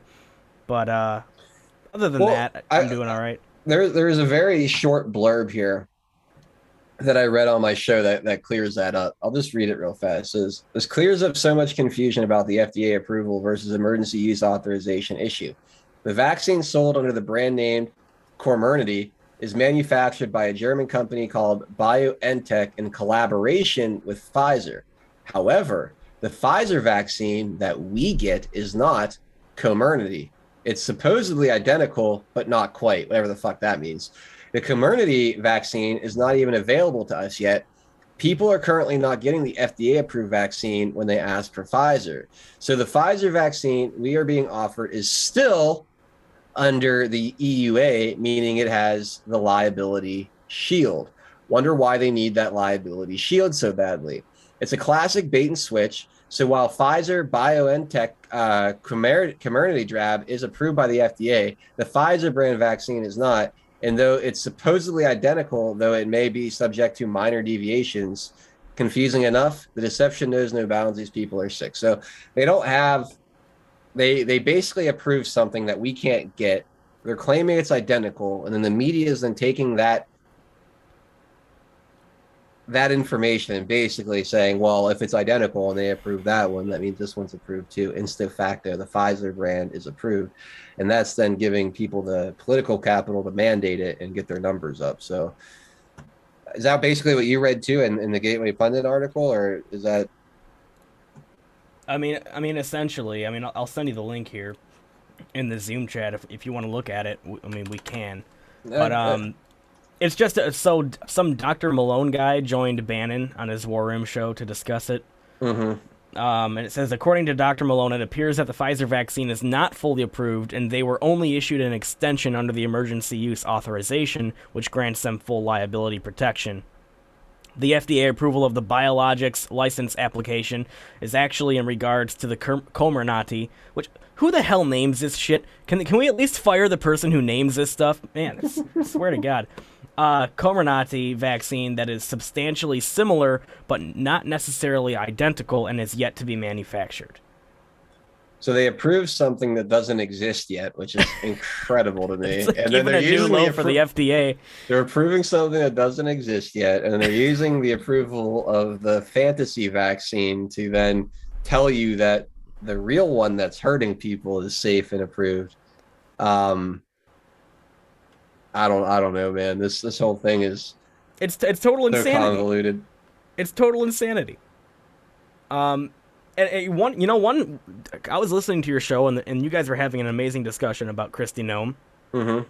And I had a point, I forgot to tag you when I put it in the comments, otherwise you probably would have touched on this point. So Kristi Noem, like, from my understanding, based on your argument, she's essentially using this idealistic, constitutional, Rand Paul-flavored bullshit to hide behind the fact that she's not going to sign legislation to ban the vaccine mandates, correct? Is that what's really going on in that situation? That's my read. Okay. Yeah, she's definitely hiding. And basically her argument was she doesn't want to set a precedent for the government telling businesses what they can and can't do around this topic. Here's what she fails to, and we can turn that around on her very, very easily, and I'll do that right now. What about the precedent that you're setting, allowing businesses to require medical treatment of their employees? Yeah. Allowing them to do it would set an even worse precedent. I agree. Why aren't we worried about that precedent? So that's, I don't know, that's my argument with this situation that I want to bring up. And you're not mandating anything again. Like, they're not mandating businesses do anything. That's the no. She's making it sound like they're putting they're enforcing some kind of behavior on these businesses, like they're forcing them to do something, like to mop their floors a certain way, or to whatever. And you had an argument of they already do that all the time. There already is precedent for regulating businesses. Exactly. So my problem is, like, you're not mandating anything to the business. You're just saying that you can't. A vaccine passport, a vaccine mandate is an illegal practice. You can't mandate or a medical operation on somebody to keep employment, or to be employed, to be a whatever. That's just not allowed. It's completely unconstitutional. It's completely unethical, and we want to make it illegal. And that to me is exactly the government doing its only function, securing the rights of the individual. Yeah, that's what they're doing. They're not allowing big pharma to collude with the corporatocracy to basically force you to buy their product. That's what this is. It's basically a cartel. That the big pharma cartel is using their power and stronghold over this country to force other companies to force you to buy their product. That's what's happening. Yeah. And Kristi Noem is basically saying it's not the government's job to stop that collusion. Yep. Even if it is being done to essentially take away your rights. The government's only job is to secure our rights. Well, there's another angle. There's another angle to this that makes this argument actually like you don't even need it. Okay, and I'm frustrated that I'm not hearing more people talking about this. We have HIPAA laws in place that bar employers from asking about your medical history. Mm-hmm. Okay, that's already illegal. That's already enforceable. They can't. How the hell are you going to have a vaccine mandate without breaching people's medical privacy? You can't, because in order to mandate the vaccine and to enforce that in your business, well, then you have to ask them whether or not they've had the vaccine, and there you go. That's already breaking HIPAA law. Just the act of asking your employer if they've had the vaccine. Yep. It's impossible to enforce a COVID vaccine mandate in a business without breaking existing HIPAA laws. Yep. Yeah, I mean, at my work, they're setting up a database. They're trying to require us all to enter. They want us to be in a database. Okay, so they're in violation of HIPAA laws, and all the employees should sue them for it. That's the answer here. All these employees that are going to be affected by all these vaccine mandates across the country in the private sector, that is our only recourse, is to collectively sue them for breaking existing HIPAA laws. Well, that's my big question: is who's liable? If you coerce me into taking this thing, who's liable? Can I sue the vaccine manufacturer? Can I sue my boss for mandating it? Who do I get to sue when my right arm, just starts hanging off my body and I can't lift it anymore because of this thing? Who do I sue when my legs stop working? Who do I sue 10 years from now when I can't fight off a common cold because your mRNA and your little spike protein just sodomized my entire fucking immune system and it's useless now? Mm-hmm. Who's liable then? That's Nobody. What I want to know. Nobody's liable exactly, except you. And that's why I refuse to take it, because you're forcing me to take something and nobody's accountable for what it does to me. Nobody. You're not done with your clinical trials yet. We have no idea what's going to happen to people 5 years, 10 years from now after they take it. And you're telling me that to be a participant in your society that I have to take this thing? I don't think so. Not happening. Absolutely not. Intolerant leftists out there are saying HIPAA is only relevant to insurance and doctors. Is that true? I don't know. To me, it comes down to it doesn't matter what's on paper, what the law is. It doesn't matter who says what. This is one of those issues, Pixels, that the law means nothing to me. I have my body. It's my body. Nobody has a right to tell me what to do with it. Not a soul on this planet, no organization, no governmental body is going to tell me what's medicine and what's not to me. I refuse to play that game. I refuse to let that precedent to be set. So I don't care. Because I don't think there's going to be a lawyer or a judge willing to help out people like me who are being mandated. I just don't. I don't think anyone's stepping in front of that. I don't think that the government or the DOJ or really has any plans on stopping this kind of thing.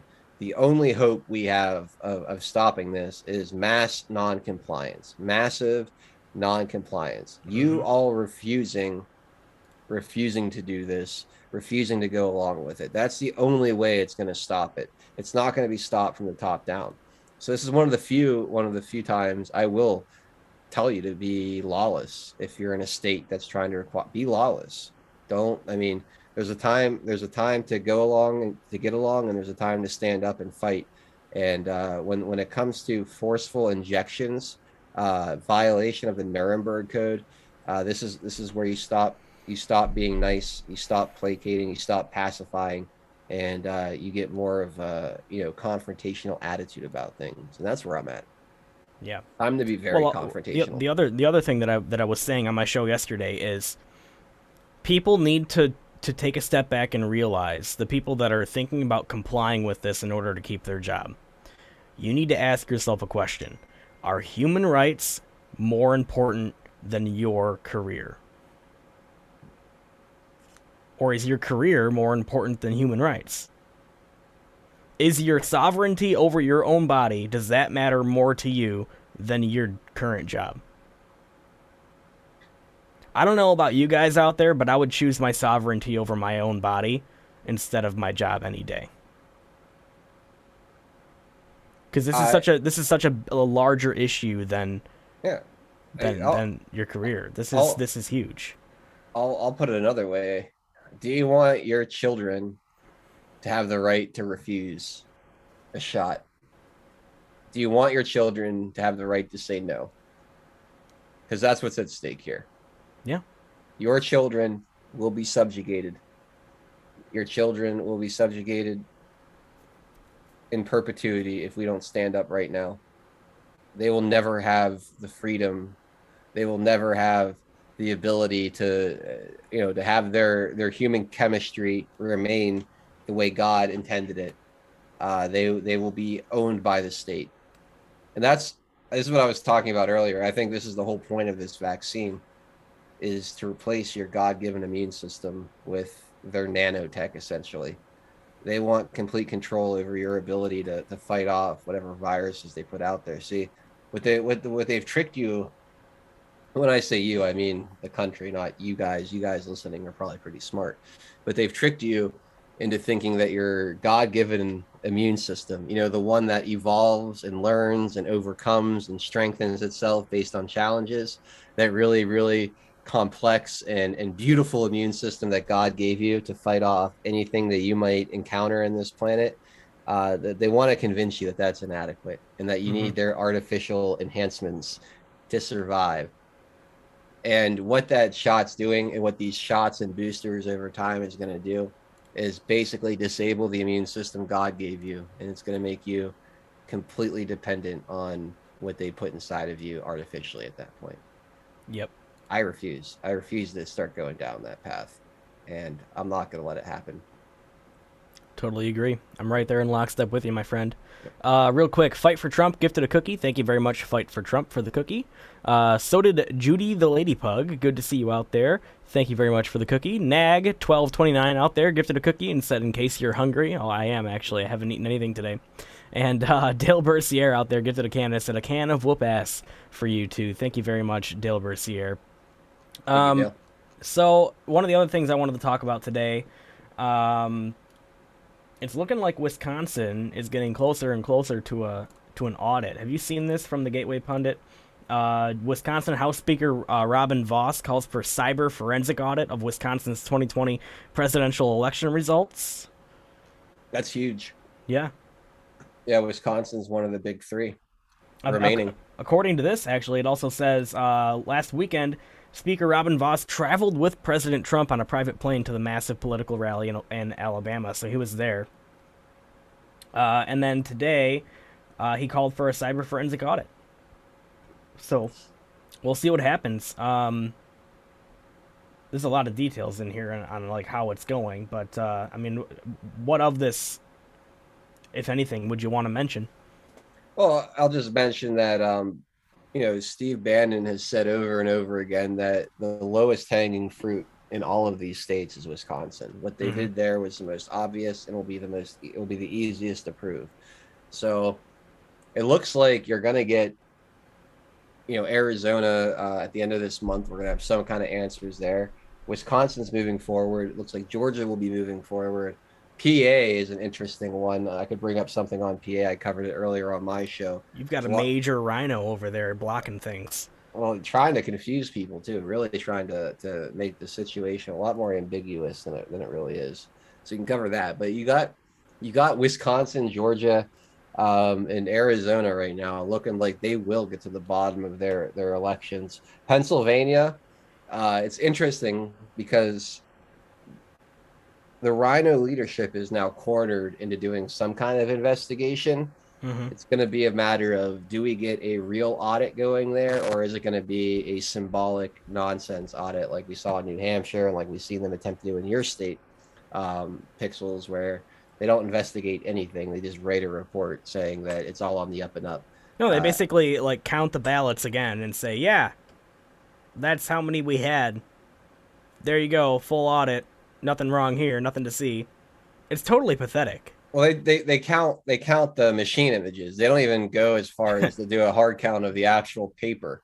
You know, there's no checking to see if those two numbers match. Oh, the tabulator said 1 million, but hell, we opened up all the boxes and there's only 600,000 pieces of paper in here. How the hell did that get to 1 million? Then you look at the images and you notice, oh man, this person scratched in that bubble the exact same, or these voters all had the exact same pen strokes on that bubble, identical pen strokes filling it in for 65 different ballots. That's interesting. So it's like, it's just one little inquiry leads to another. But yeah. Yeah, absolutely. We're getting some support flying in here on Foxhole's side. Laura Y out there gifted a can and said, God's blessings. Thank you very much, Laura Y. The Grouch79 gifted a cookie and said, what's up, friends? Oh, we're just doing our show here, The New Guard. And guess what I forgot to do? I forgot to play the opener. That's all right. We'll get it next week. Ohio Kimmy out there gifted a can. Thank you very much, Ohio Kimmy. Blue Rinse at Blue Rinse out there gifted a cookie. Thank you very much, Blue Rinse. Good to see ya. And D. Nikki Sandals out there gifted a cookie. Thank you very much, D. Nikki Sandals, or is it Denicki? Let me know. Next thing I want to talk about, and this doesn't surprise me whatsoever, from the National Review. Intel agencies deliver inconclusive COVID origins report to Biden. So of course it's inconclusive. Of course there's no answers. They're just going to say, we don't know where it came from. Must have been that bat soup. Just not surprising, but do you have any comments on it at all? It just shows the incredible weakness and incompetence of everything Biden touches. President Trump had an independent investigation, had already started. Remember, he canceled that right when he first took office, and then they kind of teamed up with the WHO and basically linked up with the people responsible to investigate themselves, and that's what we're looking at here. We've investigated ourselves and found that we did nothing wrong. Well, it's funny, though, because when you read the article and get into it, it tells you that China refused to put out any information. China didn't even feel necessary to fake the documents or forge the documents to get us off their back. China basically said, yeah, who's in charge? That senile old fuck? Yeah, we have no respect for him. We're not, you get nothing. Just fuck off, move along. Yeah. And our intelligence agency had nothing to say about it other than, well, I guess we'll never know. And that's just the end of it. It's really amazing what China gets away with, with really no pushback or repercussions, maybe a little bit of happy talk from our government. I mean, the genocide, the slave labor, just all of the general human rights violations that country is responsible for all over the world. I mean, they're literally putting people in death camps for being a Christian or a Uyghur Muslim, and then they're literally harvesting their organs and selling them off to the highest bidder.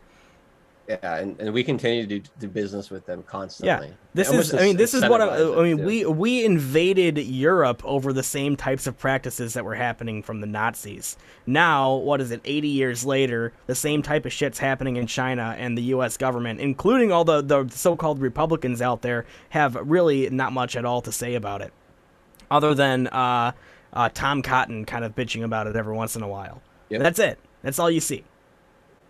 Yeah, it's incredible. Really is. It really is. Yeah, it really is. Because if another country stepped out of line that way, that we weren't doing, trillions of dollars of business with every year, there would be grandstanding and sanctions and. We would have invaded them yesterday. Why is North Korea treated one way and China different? China's no more. Like China's no better on the world stage, or has been no more altruistic in their international politics and behaviors than North Korea. Yet North Korea, we have every economic sanction on them. We consider them a rogue state. Blah blah blah. Like they're looked at a certain way. China's way more evil than North Korea ever was, and we allow all of our big businesses to manufacture and trade and do business over there. We give them basically unlimited access to our markets, to our economy, and have allowed them to subvert it and basically own Hollywood, TV, news, entertainment, all major aspects of our culture and society has been completely infiltrated by them.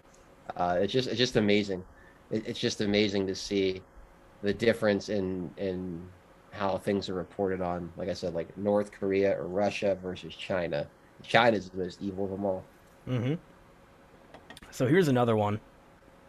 from the Gateway Pundit, and I warned everyone about this. I knew this was coming. Up to 100 Afghan evacuees are on the U.S. terror watch list. At least one of them has ties to ISIS. So instead, I mean, this is a slap in the face of epic proportions. Instead of the Biden administration focusing on getting Americans out of the country, instead of doing that, they choose to import terrorists into the country, one of which has ties to ISIS, who are, in all of them mentioned here, at least 100 of them, or up to 100 of them, are on the U.S. terror watch list. This is what happens when you don't vet people, right?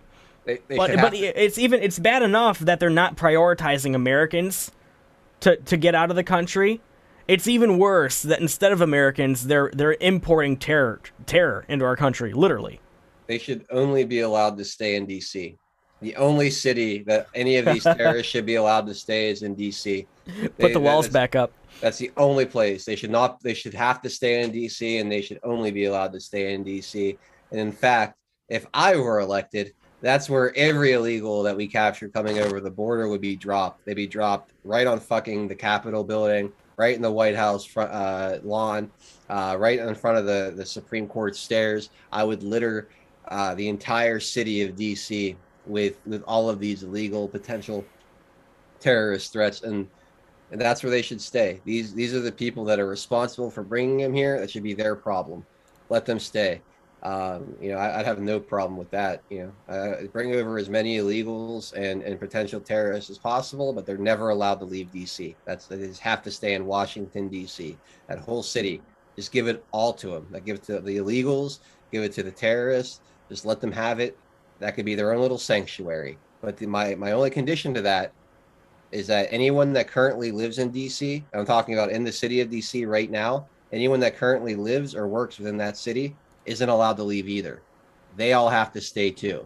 And that can just be their own little country. I'm fine with that. I'm willing to give up that real estate to all of the illegals and politicians in this country.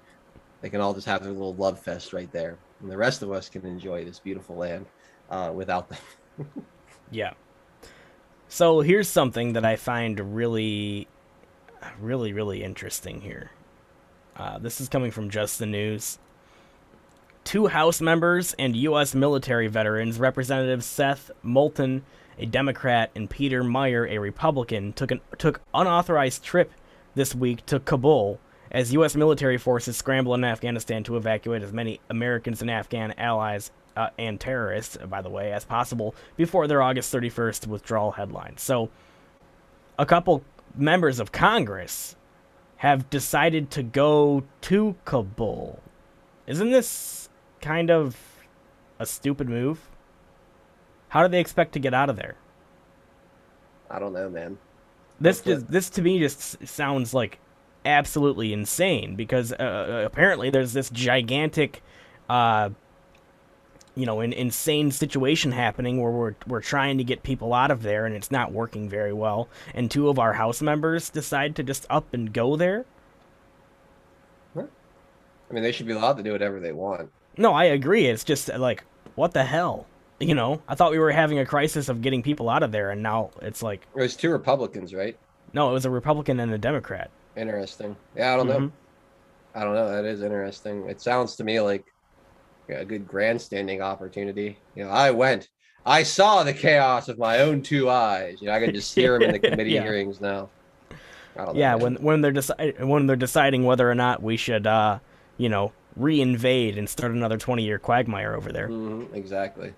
I can see that one coming a million miles away too. You guys know that's what's coming.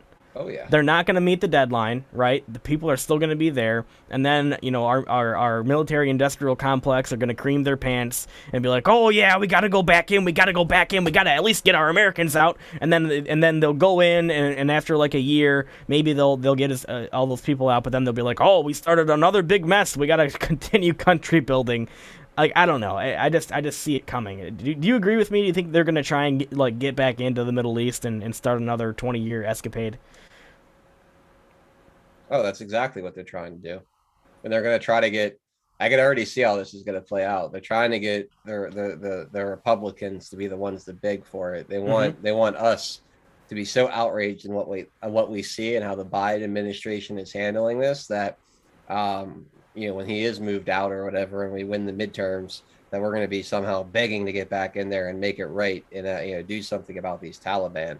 100%, that's what they're going to try to do, and they're going to depend on the deplorables and the conservatives to be the ones that want to proudly wave that American flag over there and get it done.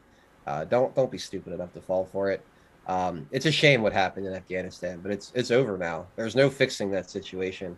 It's the Taliban's country now. It's none of our fucking business. We should try to get our people out as best we can. But beyond that, it's what happens in Afghanistan at this point isn't really our problem anymore. And I support, like I said, trying to get our people out. I don't support escalating conflict with the Taliban in any way. I don't support bombing them. I don't support fighting them. I don't support getting involved in their business whatsoever. It's a shame that 20 years of death and sacrifice and trillions of taxpayer dollars have been wasted over there. It's a real shame to arm and fortify a terrorist regime with U.S. military equipment the way that we have by leaving it there. It's a shame to disrespect all of our allies and partners and everyone that helped us over there supporting our mission. Just leaving them in the lurch is fucked up and shitty, along with a bunch of American citizens. Like, all of that is absolutely terrible. But we were over there on false pretenses. We had no business being over there for any reason at this point. And the fact that they're gone or we're out now, let's just take it and go. It's net positive that we're no longer involved in Afghanistan. So let's focus on that positive. We'll criticize Biden for the fucked up way he did it, but under no circumstances should we be hemming and hawing for us to get back in there and trying to do anything about the current situation. Afghanistan, Iraq, Iran, Israel, Palestine, that whole area of the world is none of our fucking business. We don't need anything from them. We don't need anything that they have. We have enough of our own natural resources and everything else to be fine. Cut bait, pull back, and let them deal with their own problems. That's where I'm at with it, man. I don't think that we should spend another dollar, another bullet, another American life in that area of the world at all. Yeah. No, and if the Afghani people are sick of Taliban rule, then they can do what America did in 1776, kick them in the ass and create their own country. They don't need America to build their country for them. I think at this point, the only military operations that I would support would be special operations whose sole purpose was to get Americans out of the country. Mm-hmm. That's it. Yep. That's it. Yep. So, yeah, that's my spiel on that. Cautious observer out there gifted a can and said, "This can of turd polish may help the Afghanistan situation." Thank you very much for the can of turd polish, Cautious observer.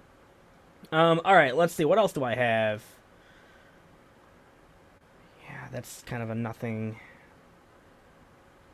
Oh yeah, this was really, really interesting. Did you see the thing from the conservative brief about the plane? No. This is gonna blow your mind. If this is true, this is absolutely like, what the hell? How did we even miss this? Twitter users noticed tiny detail on airplane reveals stunning mistake Biden's DoD made.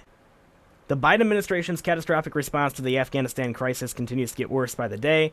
The incompetence continued this week when Biden's Department of Defense took to Twitter to share an image that claimed Afghan civilians boarding U.S. Air Force C-17 Globemasters at Hamid Karzai International Airport in Kabul, Afghanistan. There's their tweet. What's the issue? The Biden administration posted pictures of a plane that is not ours. As many Twitter users pointed out, it certainly appears that the C-17s pictured are not American. One Twitter user zoomed in on the pictures of the aircraft to show the words UAE Air Force on the side. These are the UAE's planes. The mistake is just another reason why so many Americans are concerned about the Biden administration's handling of the Afghanistan crisis, blah, blah, blah. But you can see on the picture very clearly, this is not a U.S. plane. It's just not. So, where's the other? trying to find the actual... Yeah, there it is right there. UAE Air Force, right on the side of it. Clearly says, and it even has Arabic written on it. So this was not our plane. It's just, and that's it. That's the story. It's just, it's shocking. Like, this is coming out of the Department of Defense's Twitter. These pictures. So, yeah. And they even tagged the U.S. Air Force in it. So I don't even know what to say about it. It's just it's in total insanity. The other thing that I saw today that I thought was kind of interesting. Governor Kathy Hochul, the new governor of New York, acknowledges 12,000 more deaths in New York from COVID than previously disclosed by Cuomo. And this article goes into how it could connect to his nursing home scandal. My question to you, Adel, is do you think this woman is actually trying to be transparent in an attempt to maybe blow open the nursing home scandal a little bit more? Or is it just to pump up the numbers of COVID to justify more lockdown BS in New York? What are your thoughts? I think it's just like another like nail in the coffin of Cuomo. Like, oh, and we got him out. He did all these other things, and just so you guys know, you made the right decision. Here's another lie or another deception he told you. I don't think that she has any interest in blowing open the nursing home thing, because that hurts the globalist agenda, which I know she's a part of in a big way. So I don't see that being it. I think it's probably, yeah, let's get the deaths up a little bit higher, which I mean these are all old, so I don't know what effect that really has on the COVID narrative. I think it's more just like a final fuck you to Cuomo on the way out the door is kind of how I see it. But maybe it leads to more. Maybe in that attempt to kind of stick it to her enemy, she ends up opening a can of worms she didn't intend to, and that plays to our favor, like an unforced error. That could possibly be what's going on there, but it seems to me just more of a last minute jab at the guy going out the door. Right. Yeah, I mean that's kind of where my thoughts are going with it too. I think it does have the potential to kind of maybe not blow open that scandal, but at least get more information out there about it, and you know, maybe anyone involved in any efforts to hold them accountable for it would maybe be inspired to do more, right? But I don't know. It's really interesting that she I wasn't expecting her to be more transparent about that stuff. So it was definitely came as a surprise to me. The other thing that came out today was about Roger Stone. The government has admitted that there was no evidence against Stone regarding the January 6th events. Basically, they were trying to frame him as one of the planners or whatever of organizing this crazy insurrection, right? But it turns out that it was completely and utterly false. So he wrote a big thing on it in the Gateway Pundit today. Super long. If you guys want to check that out from Roger Stone, I guess I'll go ahead and drop the link there in the live chat for you guys. Real quick, speaking of live chat, we have some more support coming in. You guys are so awesome. Thick Ray out there gifted a cookie and said, "That's my man, Adel412. Sorry about the misspelling." No problem, Thick Ray. No problem there.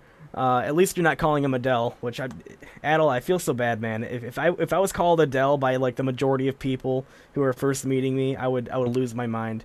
It wasn't so bad until the pop singer came along. I mean, I have memories of being in elementary school, like at an assembly, and having my name called, Adele Nero, and then you just get like an army of like 8-year-olds. It's Adel, like screaming. Like, I can't tell you how many times. So trust That's me, fantastic.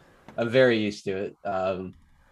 So I don't get offended. Adele, Adel, whatever. You'll people figure it out eventually. Just don't put an F at the end of it, because that makes him sound like a Nazi. There you go. Dale Bercier out there gifted shades and said, "Fuck you, Tony." Thank you very much, Dale Bercier. And yes, indeed, fuck Tony Fauci. He's a total and utter criminal, and doesn't deserve respect or looking up to from anybody.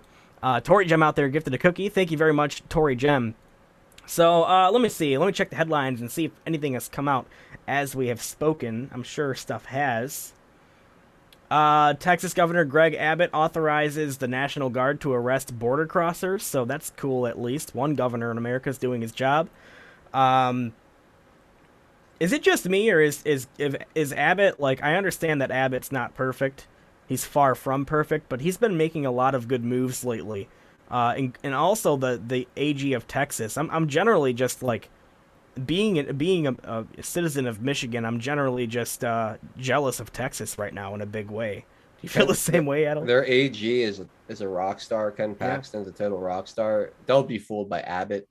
Abbott's a rhino cuck that's being primaried right now. So he's putting on his MAGA hat, you know, when he feels it convenient to try to keep his. But this Greg Abbott will stab you in the back faster than you can say Mitch McConnell. Let's put it that way. Yeah, absolutely. Speaking of rockstar attorney generals, check this out from Just the News. Missouri Attorney General, and have you seen this? The Missouri Attorney General has sued school districts over their mask mandate. Quote, forcing school children to mask all day in school flies in the face of science, especially given children's low risk of severe illness and death and their low risk of transmission, said Missouri Attorney General Eric Schmidt. So, congratulations to Missouri, and I'm not saying that facetiously. You guys actually have an attorney general who not only stands for what's right, but actually has enough balls to do something about it. So, so there you are. Homesteader said very early on during this Biden regime that the most important people in the country are going to be the state AGs. They are going to have a lot of ability to stop a lot of this agenda. So we've seen a lot of that with Paxton and others that have really kind of made a hard line stand against some of this unconstitutional nonsense. We need more of that for sure. Yeah, absolutely. We actually have some new news on Doug Mastriano, which I know that applies to your state over there in Pennsylvania. Doug Mastriano responds to Pennsylvania Senate President Corman's lies. I haven't and will not retreat, he said. Pennsylvania Senate President Jake Corman has blocked a full forensic audit in Pennsylvania for months, and he is now blaming State Senator Mastriano, who has led the charge for an audit in Pennsylvania. After leading a delegation to tour the Arizona full forensic election audit, Mastriano told the Gateway Pundit that this is the model. He later held a private meeting with GOP senators to focus funding for an audit in Pennsylvania. Last week, Jake Corman released a statement where he even lied about this, saying that the state senator Chris Dush led the investigation. In that statement, he also announced that Senator Mastriano had retreated from conducting a forensic investigation. Senator Doug Mastriano gave his response today. In his initial statement on Friday, August 20th, Senator Corman claimed that he was replacing me as lead for the audit because I was retreating, grandstanding, and uninterested in getting things done. Senator Corman is not being honest. The truth is, we spent months briefing Senator Corman and other leadership on our plan. During those many months, Senator Corman either avoided me or repeatedly stonewalled us. On July 6th, I spoke with Senator Corman. During that conversation, I communicated my intent to issue letters to 3 counties suggesting that they cooperate with a full forensic investigation of the 2020 general and 2021 primary elections. Senator Corman demanded that I not send those letters. After months of this obstruction, or of his obstruction, it was time to move forward. The next day, with the consent of my committee, I sent the letters. I was done waiting and done letting Corman put the people off to no end. After the expiration of the July 31st compliance, I twice attempted to move forward with subpoenas, but Senator Corman put a stop to it. I scheduled 2 private meetings for the purpose of issuing subpoenas to those 3 counties. The first meeting was scheduled for August 6th, and after Senator Corman blocked that meeting from happening, I rescheduled the meeting for August 18th. Senator Corman's office stopped that meeting from taking place as well. This is obstruction by someone not wanting an audit. If there is someone retreating from an investigation of the 2020 election, it was Senator Corman. While Senator Corman made a 22-year career as a politician, I served for 30 years as a soldier in the U.S. Army. I served along the Iron Curtain, and I fought in Iraq and Afghanistan. I never retreated in the face of evil, and I was not going to retreat in the face of Corman's repeated attempts to thwart a forensic investigation. So it continues on, but I think that pretty much sums it up. Adel, since this is your state, man, I'll give you the floor on this. Say what you will. I'm sure you have some choice words here for Corman. Well, yeah. I mean, first of all, Doug Mastriano is a patriot of the highest order. This guy is the first one to invite Rudy Giuliani out to, push back on this whole election fraud. If you guys remember that in Gettysburg, he's been at the forefront of all of this. He's done rallies with Wendy Rogers, who's leading the investigation down there in Arizona. Doug Mastriano, like I said, he's one of the best people in all of the country as far as actually working for the people who put him into office. So I just want to take my hat off to Doug Mastriano and say thank you for everything he's done to this point, and just the fight he continues to fight for us all, and he does in face of a lot of bullshit. Senator Corman, however, is one of these business as usual Republicans who campaigns on not being a Democrat and nothing else. He's not there to really work for you. He's there to collect his money from special interests, sit fat and happy in his office, and continue the managed decline of Pennsylvania and, in turn, the United States of America. Now, I don't know if Senator Corman is a socialist in disguise, actively looking to subvert things and really deliver us into socialism, or if he's just a fat, corrupt idiot looking to get things back to business as usual and naive to the real long-term plans of this globalist elite and what they really have planned for Pennsylvania. Him personally, if Senator Corman thinks that, the long-term plans of the left include him in any way, he's really, really mistaken. But anyway, I don't know what it is. I don't know where he stands. I don't know what his deal is, but I will tell you, I watched live on the War Room as all of this kind of happened. Doug Mastriano is fed up. He basically joined the War Room to say that he's being stopped and being subverted by Corman. After his appearance, Corman called into the War Room and basically tried to put it all on Doug Mastriano. After Corman left the War Room, he went and fired all of Doug Mastriano's staff in Harrisburg, basically cutting off his legs. He took him off all the committees and hijacked the investigation. So it's very obvious that Corman's trying to step in and have a symbolic audit take place, not something that's going to get to the heart of things. So we as Pennsylvanians, I think, need to be circling this guy's house nonstop until he reinstates Doug Mastriano and puts him back in charge of the audit. This guy's pathetic, and he's basically, I don't know if he's trying to stop the truth from coming out or just trying to get back to business as usual, where he doesn't have to actually do anything for the American people or for the people of Pennsylvania. Again, I don't know what his full motivations are, but Pennsylvania shouldn't stand for it. This guy should not be getting very good sleep. I'll just put it that way. Yeah, I couldn't put it better myself, my friend. We have even more support coming in. You guys have just been amazing today, so thank you so much. Smoked78 out there gifted a ship. Very generous of you, Smoked78. Thank you very much. It says, great shows, fellas. Keep up the great work. Thank you very much, my friend. Dale Bercier out there gifted a cookie and said, I give you Excalibur, the cookie of power. Awesome. Thank you very much, Dale Bercier.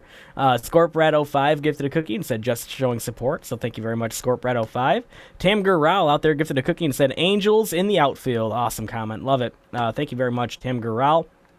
And Dale Bercier out there gifted shades and said, these shades will help protect you from all viruses. Well, I'm not sure if sunglasses will protect me from viruses, but I think they do just as good as masks do, right?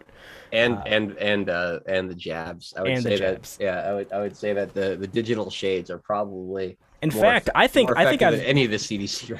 I think I've got a better chance with the shades than with the jabs, because it seems a lot of the people that have gotten the jab are coming down with the vaccine or with the actual virus, which is quite interesting. So. Last thing, we have 8 minutes left. Last thing I'll mention, a man has been sentenced to 6 years in prison in the Gretchen Whitmer kidnapping plot. He's not one of the FBI informants who were involved in the plot. I don't think any of those FBI informants will be charged for their crimes, but 25-year-old, so he's my age. He's from Michigan, of course, and he's been sentenced to 75 months in prison, 3 years of probation, and a $2,500 fine, basically for being entrapped by the FBI. That's essentially what happened with that situation. So, wonderful news, just great. I mean that.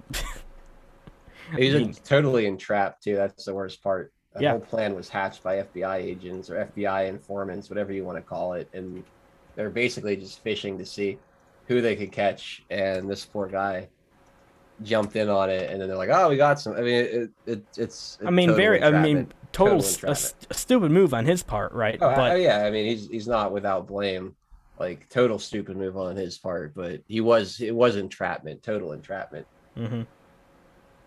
Apparently, the Texas governor has banned COVID-19 vaccine mandates. So another move there from Abbott. Again, I'm just jealous of Texas. I'm jealous of your guys' freedom. I wish that. I mean, even I will say this: it would be better for us to have Abbott in that position than Gretchen Whitmer. Yes, definitely. But I don't know, man. Just congratulations to Texas for that. You guys are looks like you guys are in the clear. So awesome stuff. Sean Joe out there gifted a cookie. Thank you very much, Sean Joe. So I mean, is there anything out there that you wanted to mention that I haven't brought up today? We talked about the FDA early. There was a really great post here that kind of talked about who the FDA is and some of the stuff that they've done in the past. So I just want to remind everybody who the FDA is and some of their past whatever. So here you go. This was on conspiracy subreddit. Listen to some of this. So 9 of the last 10 FDA commissioners representing nearly 4 decades of agency leadership have gone on to work for pharmaceutical companies. So let's make the rules. Let's line them up in our favor, and let's go jump over there and get our stock options, right? The FDA has repeatedly hidden evidence of scientific fraud in medical trials. One company, Cetera, was caught faking data for more than 1,400 drug trials that were used to prove the safety of about 100 drugs. Incredibly, after the FDA caught Cetera, the fraudulent data was still on the drug label. Amazing. About half of all drug trials aren't made publicly available, and positive findings are twice as likely to be published as negative findings for the same drug. So if a drug is harmful or doesn't work, you'll probably never hear about it. An investigation found that a majority of FDA advisors were paid up to $1 million from big pharma after reviewing their drugs. So, oh yeah, give us a good review and then sign on as an advisor. We'll pay that big contract. In 1992, the Prescription Drug User Fee Act, or PDUFA, was passed, which allowed the FDA to collect fees from drug manufacturers to fund and fast-track the approval process. This assures that companies with the deepest pockets have the advantage of basically getting approved first. So there you go. It's basically a giant cartel. Yeah. In 2007, congressional hearing pointed out that the numerous instances of the FDA's gross regulatory failure. So even when Congress wants to do something about it, they have no power over these people. They're unelected bureaucrats with the ability to have major implications on your life. And guess what? Guess when their re-election comes up so you can vote them out. Never. In 2008, a group of senior FDA scientists sent a letter to Congress pleading with them to restructure the agency, saying FDA managers have ordered, intimidated, and coerced scientists to manipulate data in violation of the law. Despite being called out numerous times over the years for its bad behavior, including from some very pissed off members of Congress, the agency is stubbornly resistant to change. It's a sign that the FDA is deeply captured, drawn firmly into the orbit of the pharmaceutical industry that is supposed to regulate. And that's exactly right. It is basically a government strong arm function for big pharma. It's like they're thugs. It's like the drug cartels. They have their price fixing, they have their distribution, their manufacturing, all of that. But they need their thugs. They need those people that are going to go break the legs of any competition that shows up on their block. Who is that? The FDA. They're the ones that show up and break the legs of the competition and make sure that big pharma's profits and reputation is never harmed, never threatened. All at the expense of your tax dollars. So there you go. That'll be my final thing for today. I guess it's something. One way you could look at this as a positive situation is that this is nothing new. This has been going on with the FDA for as long as it's existed. Yep. Okay. If it were not for this COVID situation and the government pushing and the private sector pushing their agenda upon the American people, those facts probably never would have been posted. Right? Mm-hmm. The American people would have never heard about any of this corruption. And it is a system of complete and total systemic corruption. That is the whole reason for it, right? So I guess I'm just happy that people are talking about it now, and this is nothing new. There's nothing new under the sun, right?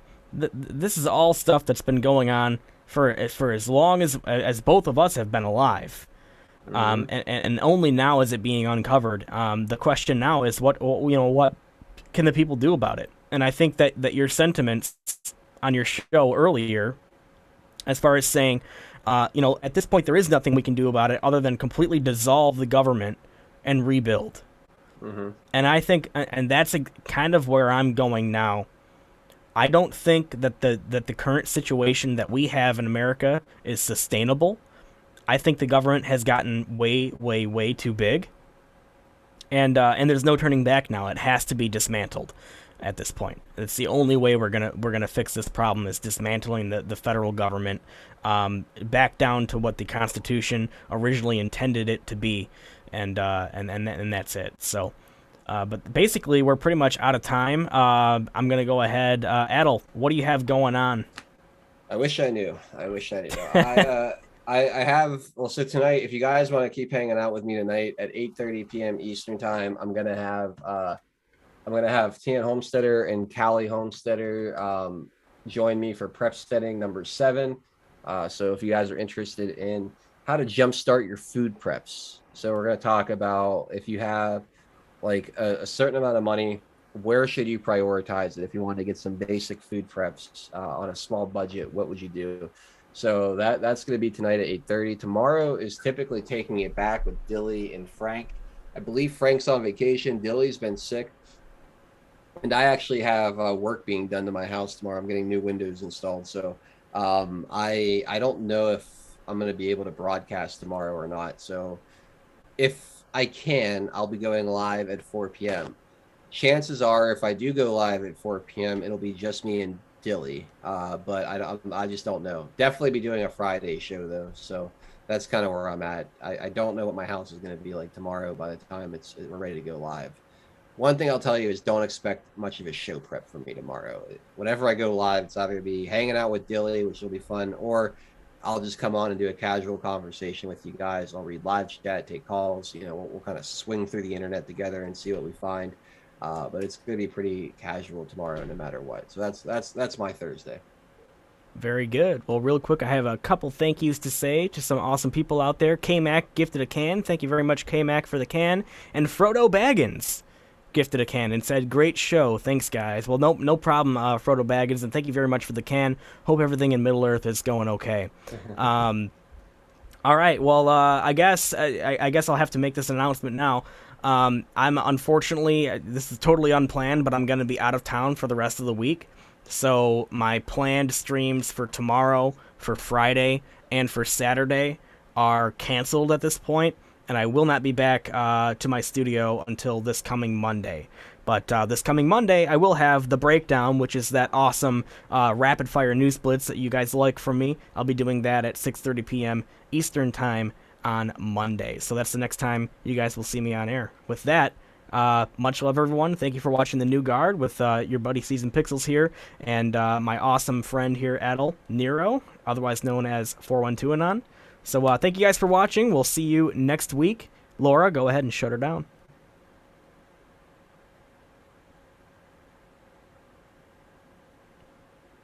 Staring awkwardly.